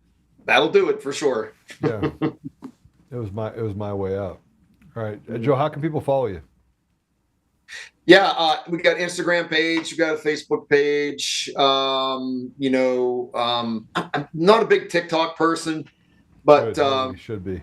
Yeah, right. You know, we don't want to get down that rabbit hole. So, but yeah, just anybody's listening. If you have questions, just send us an email. You know, I'll respond within 24 hours. And if I can help you, great. One thing I won't do, guys, is if I am not qualified to train you on something, I will just refer you to somebody else or just say, look, I'm not qualified to do that. I stay in my lane, and I don't waver. You know. Awesome. Beautifully said. Joe, thanks for joining us today, brother. Yes, sir. Pleasure, sir. Thank you for I'll have you inviting. back on. I'm going to have Baz on and you on, and we're going to talk about kind of working the problem from a different perspective. Yes, sir. I know that I want to say I appreciate all the work that you've done. Even though I'm not a fan of the CIA, I am a fan of the special ops and the work that you operators have done. So thank you very much. Sure. All right. So Joe and I hopping off. Yeah, get out of here. Get out of here. No, I'm just kidding. Father. Thank you. All right. Thanks, Tommy. Appreciate you. All right, love you guys. See you guys. Good guys. Wow. Really good guys. That was interesting. You know, we're in a different place where, you know, somebody once said to me, they're like, Joe, you talk about the war, like you talk about the things that take us down a path where it's always a stick. But it's not actually how I start. I start every day with prayer. I give it all to God. I'm like, listen, whatever you want me to do. But Father, it's allowed me to get to a place where I'm comfortable with death. Like I'm so comfortable with it. I'm like, I'm good. I feel like that I have this cover, like that that I'm being protected every day. And yet I know that could end. It could end tomorrow. I could take it out tomorrow and be okay with it. I'd be like, okay, I'm good. But I'm going to continue to walk this path where I will do battle. And I don't feel bad about doing battle. I don't feel bad about it at all. No, I mean, we did battles all of our lives. You were in the toughest places on planet Earth, as a matter of fact. And you probably saw death every day. You saw deception at the same time, every day. But did it ever get to you that the best thing we could do, the best fight, is when you try to live at peace? Not be coward, but to try to make a difference, just like the same way Jesus Christ did, right? Barabbas was inviting him secretly, we know from many stories around the gospel, to join his revolutionary movement. But Jesus was no enemy to the Roman Empire, except that Jesus was the only person in history who overturned the Roman Empire. So Jesus was actually the enemy of the Roman Empire, that the Roman Empire did not even think about. And his death was even more powerful than his life. And his resurrection was the beginning of the victory for Christians, basically. So I dream when they face us with the challenges to go face death. You know, there are religions who consecrate death. They value death a lot. We value martyrdom. We don't value death. There is a difference. When you go for death, it's honestly against God's original blessing, because God created us, and when He breathed in our nostril, He made us living beings. Yeah. We don't value death. We value martyrdom. Martyrdom, or martyrion in the Greek language, it doesn't mean to die for the sake of Christ. It means to witness for Christ, including death. It's a testimony. I honestly, if people like you, people like the people you just had, your guests, people who are behind the cameras here today, people are listening and watching you, I think there is a fundamental question for every American citizen. How much are you still willing to defend your faith in Jesus Christ? Honestly, I believe this is a real attack that is happening today against the United States. United States did not buy in to deny and to kill God when Europe decided that that's it, we want to stay without God. I'm talking back 300 years ago, 250 years ago. United States, for some reason, was a diversion. It says, I'm not going to fit that system. I'm going to actually protect religious freedom. I'm going to live for God. And look, we were blessed. And look how much blessing we have known in the U.S. and we still know every day today. So I think the perspective should be, how can we fight to maintain the blessing of life, prosperity, faith, and family in the United States? For that, we witness to Jesus Christ, who is the cornerstone of the U.S., before the Constitution and with the Constitution, and I think we will find our way out. But are Americans willing to still say, I am Christian? That's the question. So yes, if my witness to Jesus Christ in the U.S. is going to lead for death, I think they tried to kill me already, and by God's grace, I proved and I'm unworthy of such an honor to be counted as a martyr for the Lord Jesus Christ. But if it comes to happen, yes, as Charlie Kirk said, I want to be known for my faith and my courage. Yeah, I second that. I second this, the ability to be a good example for my children and for other people around me, while recognizing that I have to always be ready. Yes. I have to always be ready for the fight while I'm in the fight. So I have to be willing to love people in peace. You know, I want to say this. All the time that I spent over in the Middle East and Africa, and I was telling you about the fact that my daughter went to school, and so her boyfriend is in there. He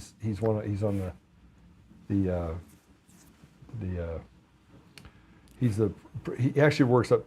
He helps with the program, and so he's heard this before. So she thought I was going to die every time I left the house, every time I went overseas. And every time I went overseas, no matter what country I was in, and mostly the Middle East and Africa, right? So, but no matter what country I went into, I learned about the smile. Yes. The smile of deception and the smile of purity. The people who were smiling at you because they really did want you to solve a problem. And then that smile that smile that you know where there's ice in their veins and they just want the opportunity to take you out. Right. So that 6.5 years in that environment taught me about the people that work for you that tell you things like they're on your side and they're not. The people that try to lead you down politically, lead you down a path, and you know that they don't believe the path that you're on.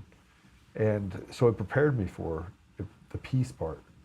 The prayer that maybe they'll see that you're trying to take them down a path that's of goodness, but then recognizing that you could, you know, 5 out of 10 times, 6 out of 10 times, you're going to have to go to battle.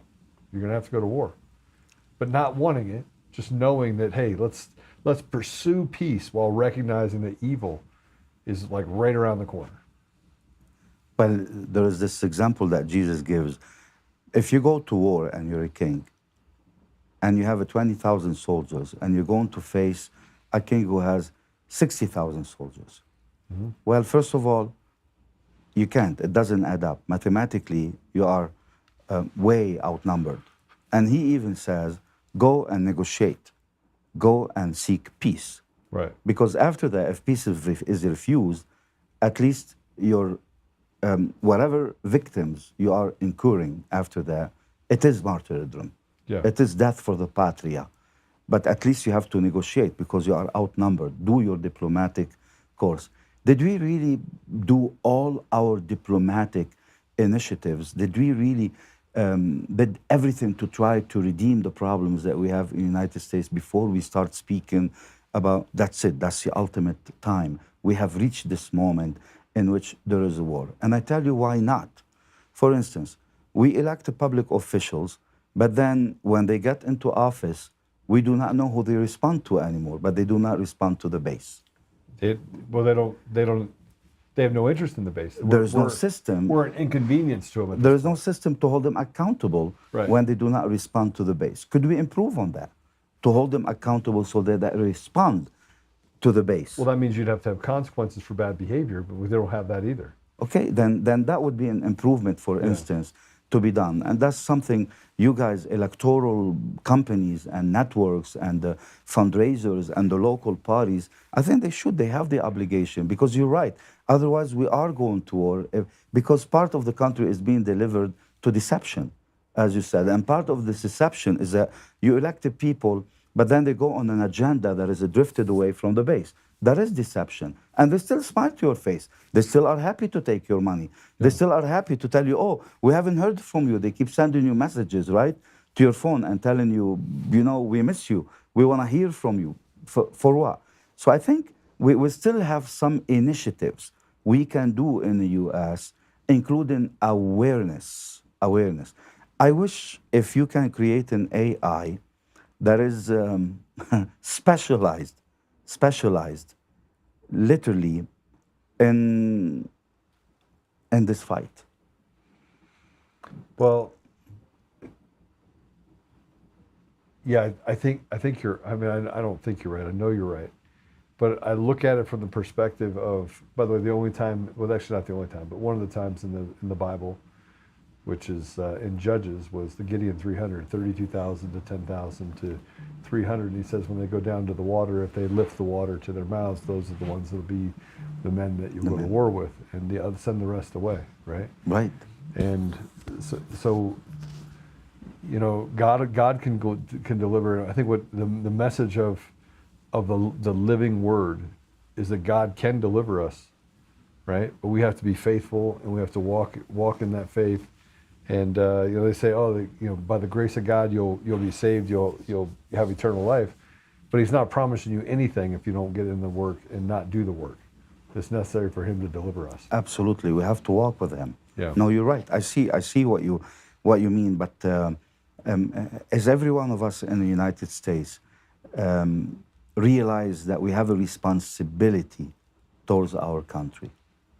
All the responsibility is to care for my yearly budget, my taxes that I need to pay, the life that I need to conduct, and the house that I need to establish and to maintain, and the family that I need to grow.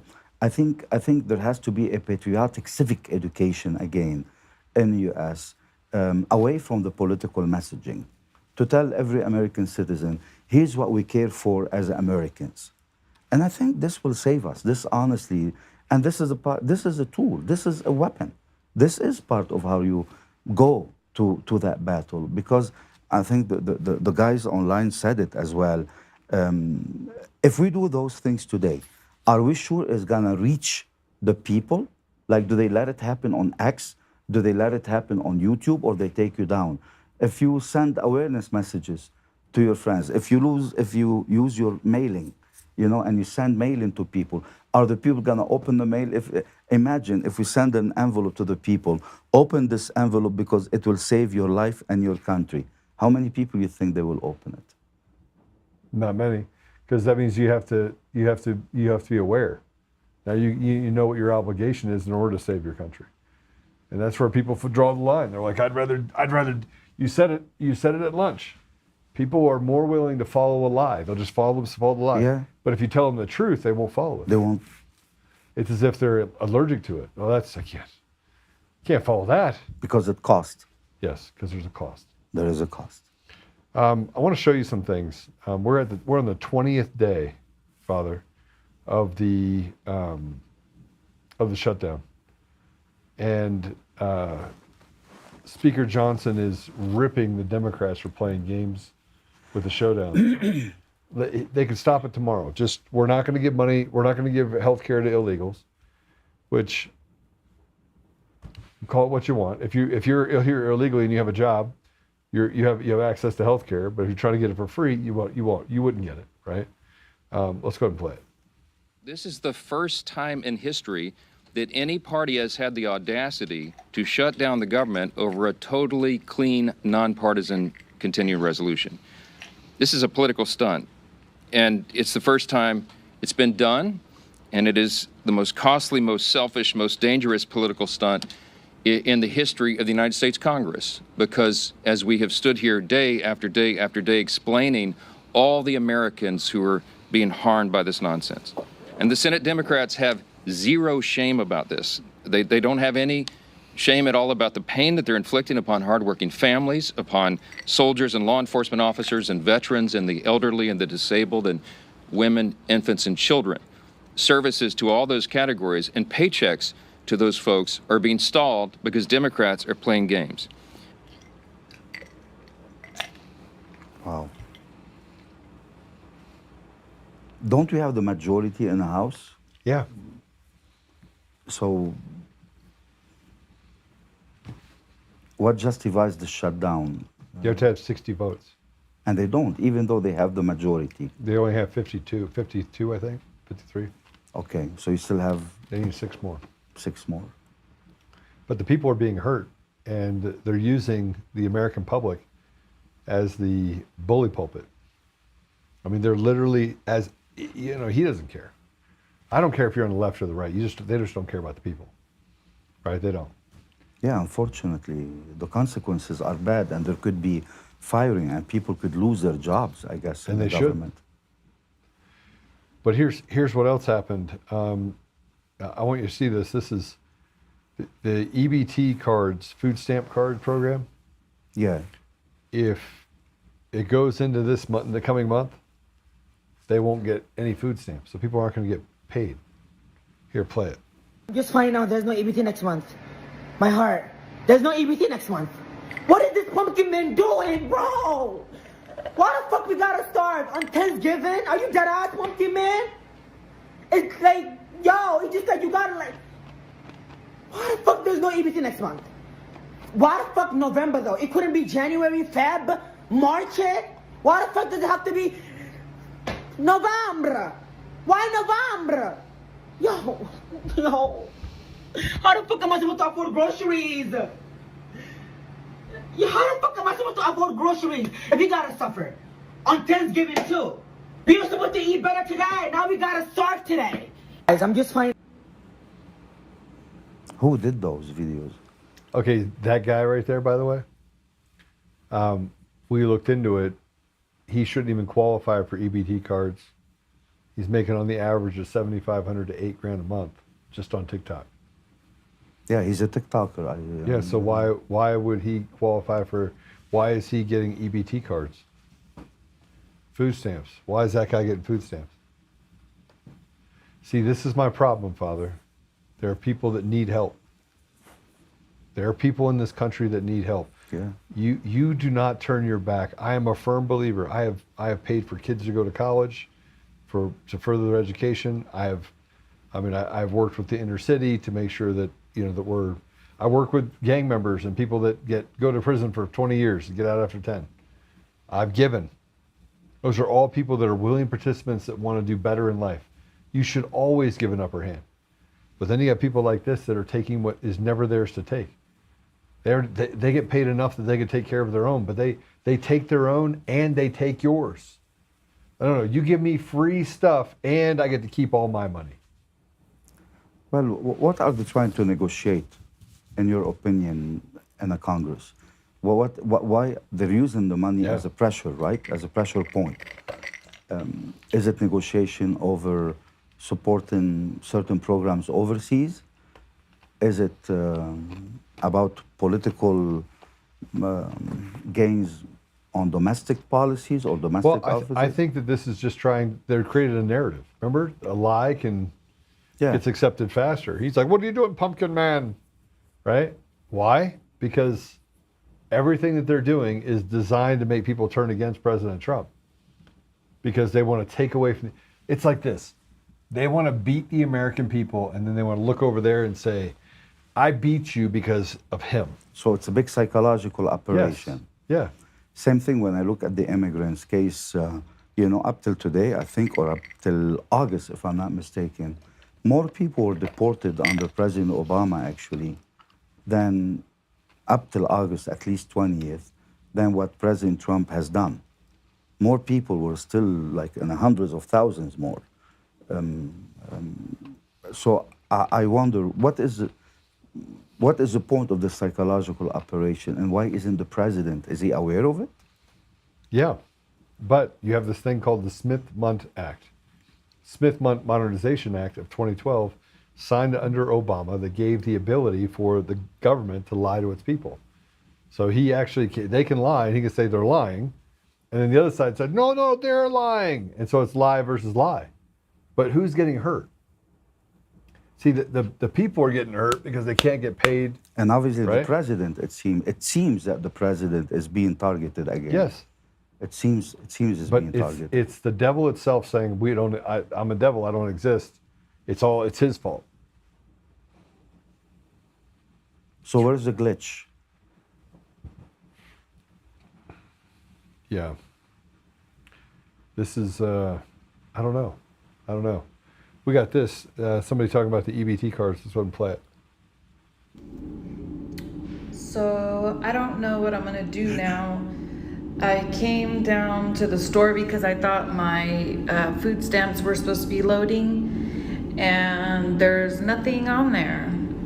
So I reached out to the office, and there's a recording that says, due to the government shutdown, all benefits are placed on hold and no money will be loading. So I had a cart full of stuff because I just assumed it was going to be on there like it always is, and I'm not 100% sure. So then I called over to the housing office about the rent check, and they told me the same thing. It says, due to government shutdown, all funding has been stopped. Rent payment, please reach out to your landlord, as rent payments will not be funded for at least the month of October. Anyone else having this problem? Let me know in the comments, because I'm not really sure what to do now. This is a mother of 4 with 4 children. What was missing, Father, from what she said? Did she talk about getting a job? No, not looking for a job. I noticed. And she's well taken care of. I mean, she looks clean. She has 70,000 followers. She's a TikToker. Well, those are influencers, obviously. I mean, they're teaching the poor people how to speak, I guess, if they are really under stress. But they're not poor. But they're not poor. They get paid money, and then they can hide that money. See, that's the age of deception. That's the age of indoctrination. Yeah. And so how do you oppose that? You know, we have studios, we have media influencers, we have things. I don't think it's up only to the president and his team to defend themselves. Right? I think every individual in the US who realizes that this is a big psychological operation, I think they have a responsibility, and they can do something strategic to go and tell their neighbor the reality. Probably a good deed. Like somebody calls this lady and tell her, if you really are coming to this month, or that other guy, without no food, this is a check, or this is your support for this month. You know, we go knock at their doors and be kind to them and tell them, we are here to support you. And then, and then you discover probably what you said, that, oh, actually, no, they don't need that support. But somebody needs to take them. They say in Lebanese, الحق الكذاب عباب الدار. Follow the liar to the footstep of their door. Follow them and tell them, you really are in need? I'm here to help you, and film it, and then put it back out there to oppose, I think, these lies, to call them out. I mean, I agree with you. And the problem is it hurts the people that really are in need. Yeah, it's emotional. Again, they take what they think is theirs, while taking what was never theirs, and saying, oh yeah, I'm going to keep mine, but I'm going to take yours too. It's criminal. It's absolutely criminal. And they're not in need. So here's American on EBT. This just shows you a sense of entitlement. This is a problem. Go ahead and play it. Are you using your food stamps to buy pumpkins to decorate for Halloween? Because I am. We're gonna paint these this weekend, and this is your sign to go use that EBT food stamp card, buy some pumpkins to carve or paint or decorate for Halloween. Little secret, if you buy pie pumpkins, which are the small ones, make sure they say pie pumpkins, and paint those, you can then use the pie pumpkins to cook and use as like a pumpkin puree. Okay, but maybe you don't want to do that. Maybe you just want to buy some white pumpkins and paint them and put them on your porch for Halloween because you and your children deserve Halloween decorations. I'm going to go to Aldi's and buy one big orange pumpkin so that I can carve it because I deserve to carve a pumpkin if I want to. And I can pay for that with my food stamp card. And I love that. And while we're there buying our pumpkins, don't forget to pick up some Halloween candy because you and your children deserve to enjoy the holidays. Next month, Thanksgiving. Actually, let's not talk about next month right now. While we're also talking about food stamps. Next month is uncertain. The holidays are coming. We deserve cookies, we deserve candy, we deserve pies, we deserve pumpkins to decorate. Happy Halloween. Love you. Let me ask you a question, Father. She used a word 3 times. What word was it? We deserve. We deserve. Yeah, as if the government or there is not enough opportunities in our country. There are no real poors in our country if we want it to be balanced.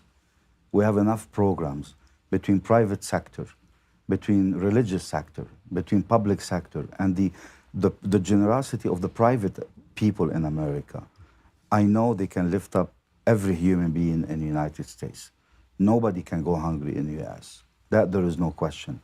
But you're right, that use of we deserve, we deserve, we deserve. Probably from an educational standard, she's probably is trying to tell those people about entitlement, but yet at the same time, she's not letting them know about the way they can be go-getters. They can actually get off their rear end and probably do something or address if there is laziness, if there is a real block.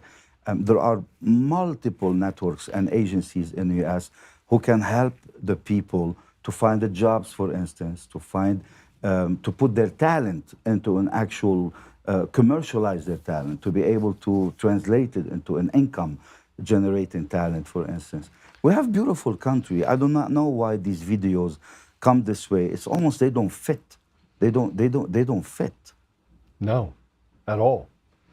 Well, what's even bigger is that now that we have this, they're going to shut off the EBT. Now they're threatening that they're going to just basically take what's not theirs. Play it. I'm going to tell y'all straight up like this. I just got that text that the link is definitely cut the fuck off for November. Y'all better stay the fuck out of my way in these stores. I'm walking out with carts and I'm not paying for shit. Trump, if you want motherfuckers start looting, what's gonna happen? Before my kids go broke in this bitch like Jock, I'm gonna be stealing like it ain't no tomorrow. I am going to go in that store, get everything I get regularly. I'm going to bag my shit up, swipe my link card. As soon as that bitch say, ain't no pending balance on there, I'm going to walk the fuck out. And I'm going to have one of my cousins with me that'll punch your ass so hard, you going to think a Jet 2 holiday hit your bitch ass if you think I ain't finna walk out that store. And please follow me to that motherfucking car. If you feeling motherfucking froggy, bitch, you ain't going to make it back to your motherfucking position at that fucking Walmart store. I'm telling you. You want to take some link? Like, I don't be taking shit already. Watch this. It's okay.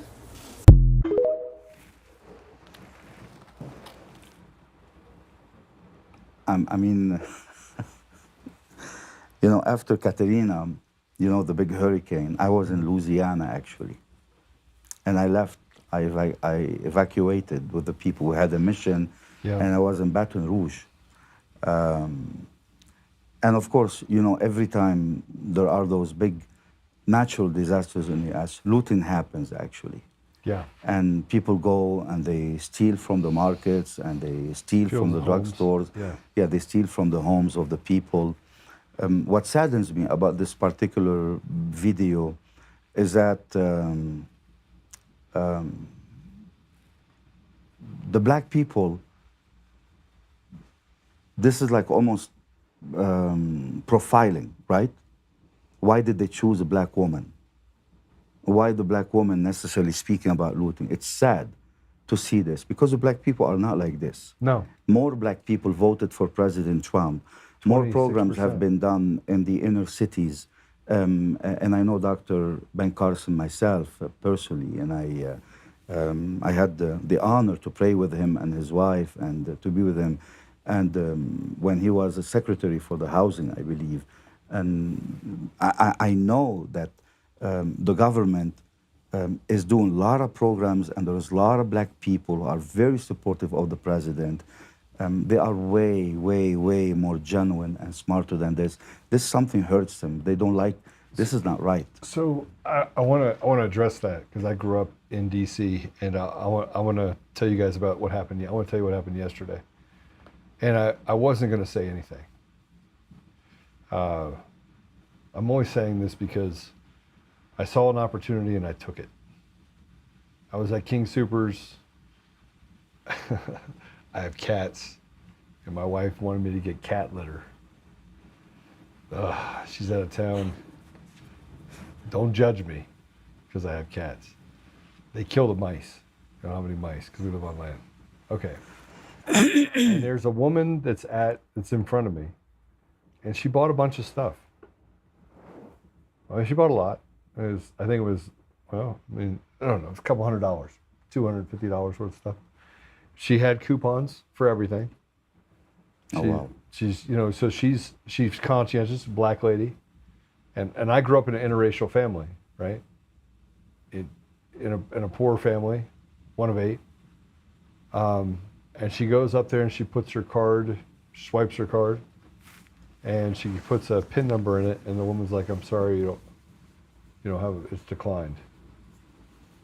So I don't say anything, I'm looking at my phone, I'm like, my first inclination was, you gotta be kidding me, right? Because I knew what I was gonna do.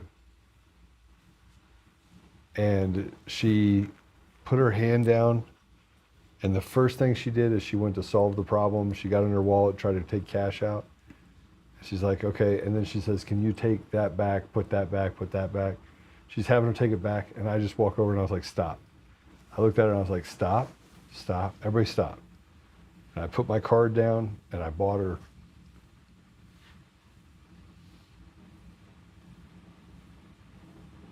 And that's beautiful.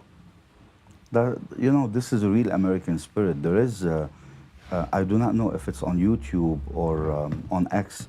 Yeah. There is a gentleman whose job, he goes behind the people at Walmart, for instance, and I think he identifies those good people who he knows in somehow, or he must have researched that they can't afford what they want to buy. But she looked at me with those eyes of, I hate white people. and I just put my hand on her shoulder and I was like, everything's going to be okay. And she started. This video is sad. This video is not good. Yeah, it's not.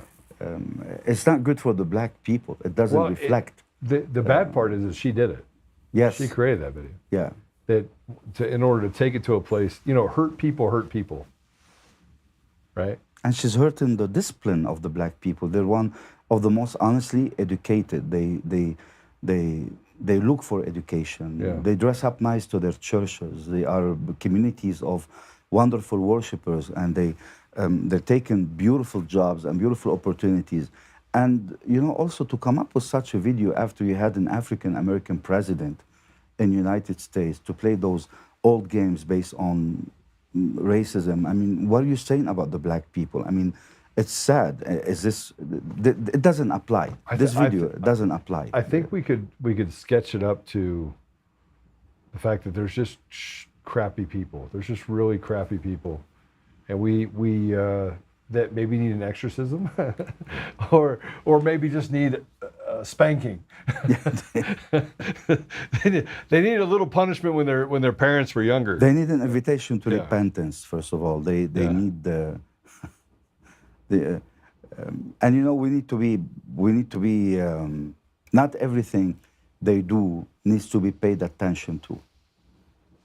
I think some of the things that you've shown me so far, I will be surprised if too many people believe in them. You said they have a lot of followers, actually. Yeah. Which is crazy. Yeah, because it's a lot of bad people all at once. It's nuts. It's nuts.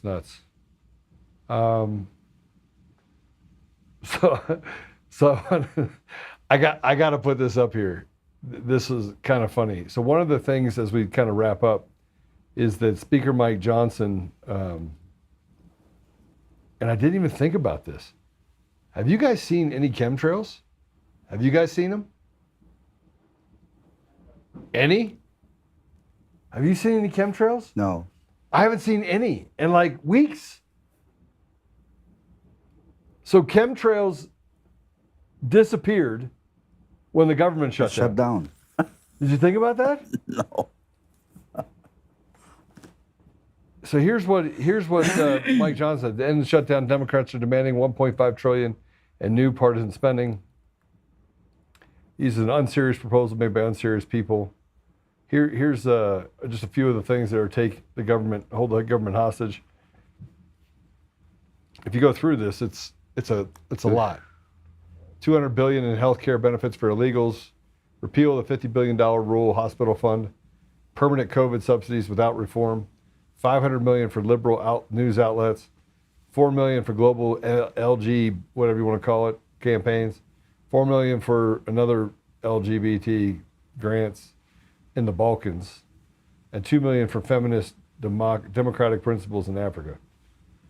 That's what they're holding the American people hostage for. So this is a portion that the Democrats wants to pass in that budget. Yeah. To open the government. Yeah, they want to give free subsidies for $1.5 trillion. Yeah. But check this out. Remember what I said about the chemtrails? Go ahead, play it. Well, apparently government shutdowns also stop the spraying on United States citizens. Look how clear the sky is. Thank you, Lord, for a government shutdown. Now we don't have to breathe aluminum and everything else that they spray on us.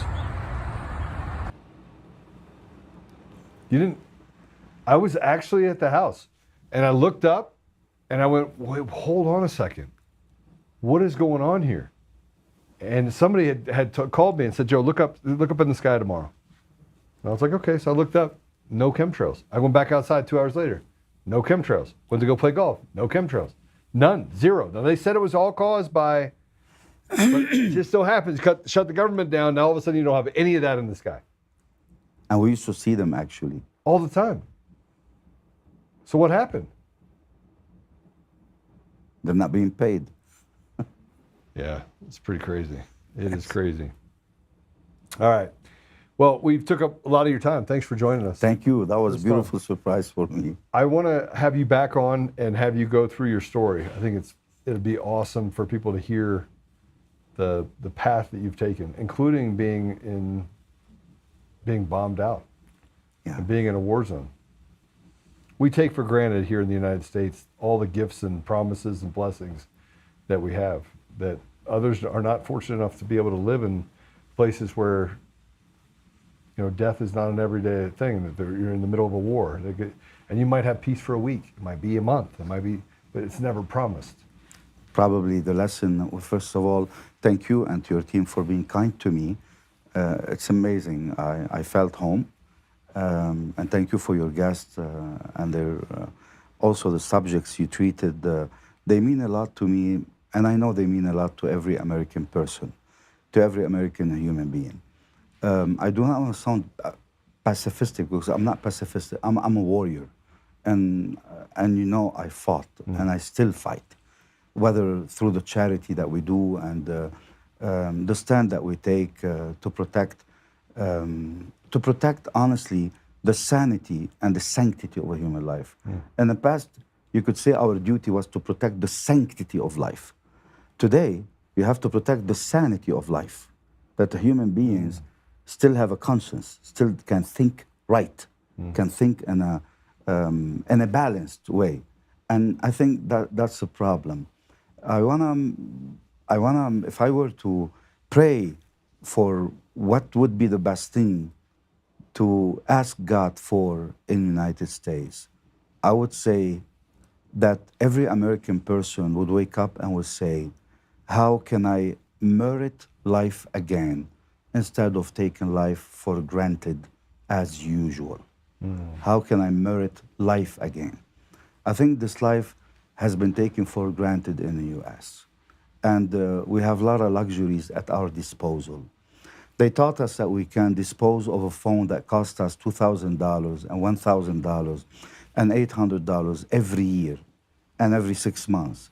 They taught us you can dispose of an iPad and, you know, those electronic devices. They taught us you can throw bottles. I remember my mom, when I was a kid, every glass bottle we had to collect so we can put water in it, put it in the sun, so we can purify the water and be able to drink it. And today, you buy those bottles of glasses and you throw them. Plastics and you dispose of them. Food and you dispose of it. There's so much and so many. And I think we have an indigestion in us as American people, not counting enough our graces, not appreciating these graces. And we have a due diligence and a duty to, again, go back as we are drawing near to Thanksgiving, coming to the Christmas time, to sit and gather our family and say, honest to God, we thank you, God, for giving us a country that allowed us to breathe, allowed us to have medical treatment, allowed us to have food at our table, the best education we could seek, the best jobs we could have. And despite all complexities, we have the best nation under the sky. We still have the best nation. 1,000%. And you know, it's hard because it's difficult to see all that through this like incrementalism of evil. It's true, right? We're recognizing it now, which means if you can recognize it before it takes you over, you can fix it. We can fix this. It's just going to take a whole lot of tenacity, and frankly, people, you know, it's like when your kids do something wrong, you don't really want to punish them, but you know you have to, right? And we've awareness and illumination of conscience. Awareness and illumination of conscience. It's time to put the crisis of the real poor people before the eyes of every American who cares. It's time to speak, for instance, about the persecuted church, the persecuted Christians. It's time to speak about the good things. You know, I wish we can go back to these media days where you speak about the good initiatives which were being done in the name of goodness sake, in the name of God's sake, in every area. We have a lot of good news happen in America. We just don't cover them. They go unnoticed. I think I'm telling you, we have a lot of weapons at our disposal of enough good people. There are 7,000 knees who did not bow to the beast in the US. This is true. We have to find them. And I'm sure they're doing a lot of good things around them. You just have to tell their stories. Do you want to pray us out, or do you want to? But we pray. All right, let's pray. Well, it will be good at this time in which we are drawing near the early evening of the day to praise the Lord in this mid-afternoon and to tell him with Psalm 126, a joyful hope in God. Because the Lord has done great things for us. He is the source of all our joy. For when the Lord delivered Zion from bondage, it seemed like a dream. There was our mouth filled with laughter. On our lips there were songs. The heathens themselves said, what marvels the Lord worked for them. What marvels the Lord worked for us. Indeed, we were glad. Deliver us, O Lord, from our bondage. As streams in dry land, those who are sown in tears will sing when they reap. They go out full of tears, carrying seed for the sowing. They come back full of song. carrying their sheaves. Lord God, we thank you, for you are the builder of our home. And in vain do builders build, unless the Lord of the house is the builder. We ask you to bless every labor that we are still doing in your name in this country, especially this place, Joe and his team, our mission of hope and mercy, the people who are listening to us and watching us, the people who are crying in their silence, in loneliness, in homelessness, in rejection, in bads of sickness, in losses of loved ones. This is your children, Lord. This is your country, Lord.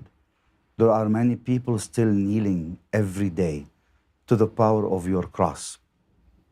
There are people also trying to protect our country as vigilant soldiers in our military and the people who protect us in every city. There are people who are still trying to do what is right, as we have elected them to care for our common good. But, oh Lord, there are the intruders, there are the traitors, there are the infiltrators, and we do have enemies, beginning with our own sins, beginning with our own shortcomings, beginning also with the destiny that you have called us to, as to be one nation under God. This is more than a proclamation. This is a destiny that you have revealed to our fathers, the founding fathers of this nation. So now this nation under God, O Lord, has been invited to multiple times to divorce, to multiple times to split away from the source of its blessing. I ask you, come, bless the seeds that every good American person now who is aware and have become aware of this problem and is trying to do something about it, bless and give success to the works of our hands, that in the face of evil, the seeds of goods that we planted with tears, with persecution, will plant, will flourish in a good soil of this beautiful country, that one day will end up leading the world and all the nations of this world and ushering them to your kingdom and leading them to days where there is a purity and there is a charity, days of righteousness and justice and peace. Because by the power of the cross of your Son, our Lord and Savior Jesus Christ, and by his sign of the cross, we will conquer all of our enemies and all our sins will be forgiven. So bless us, O Lord. Protect us from all evil. Forgive us our sins. Bring us to the peace, to the joy, to the victory of your only begotten Son, and as one and united, great, wonderful country, to lead in this world in charity and in purity and in repentance. Bring us all to Christ's peace and to everlasting life. Amen. Amen. Thank you. Thank you. You can follow Father Mahana on X. On X, Mission of Hope and Mercy .org or Mission of Hope and Mercy. Mission of Hope and Mercy. I'll put it on the socials as well. Thank you for being here. Thank you for that prayer. That was an honor. Yeah. All right, we'll see you guys tomorrow. We have Tim Bottoms on tomorrow. I don't think. Yeah. So yeah, thanks for staying with us and God bless you. We'll see you tomorrow. Wait, let me see what I got here. I just got in time to say goodbye. Y.O. Grammy, it's good to see you again. Avery 1966, agreed. I don't know what you're agreeing to, but it's probably good. Gammy, and we'll rise again. Absolutely. Dallas Home, Avery, right.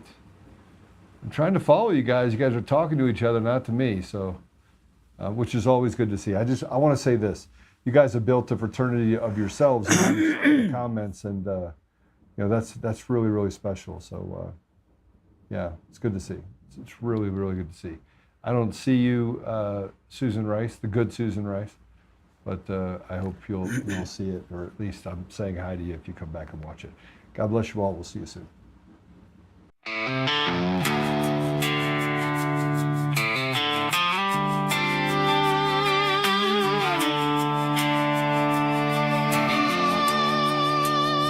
Rise rise up untamed.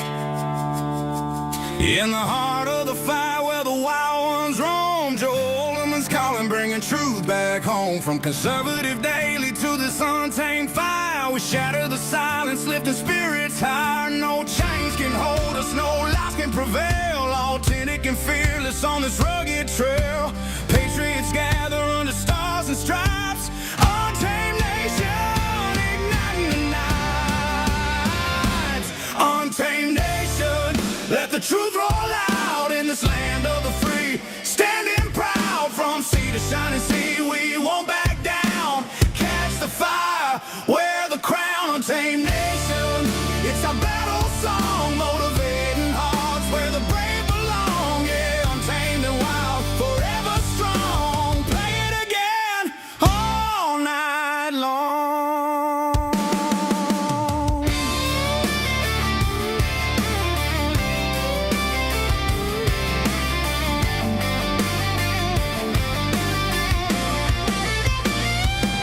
Break the mold, chase the real.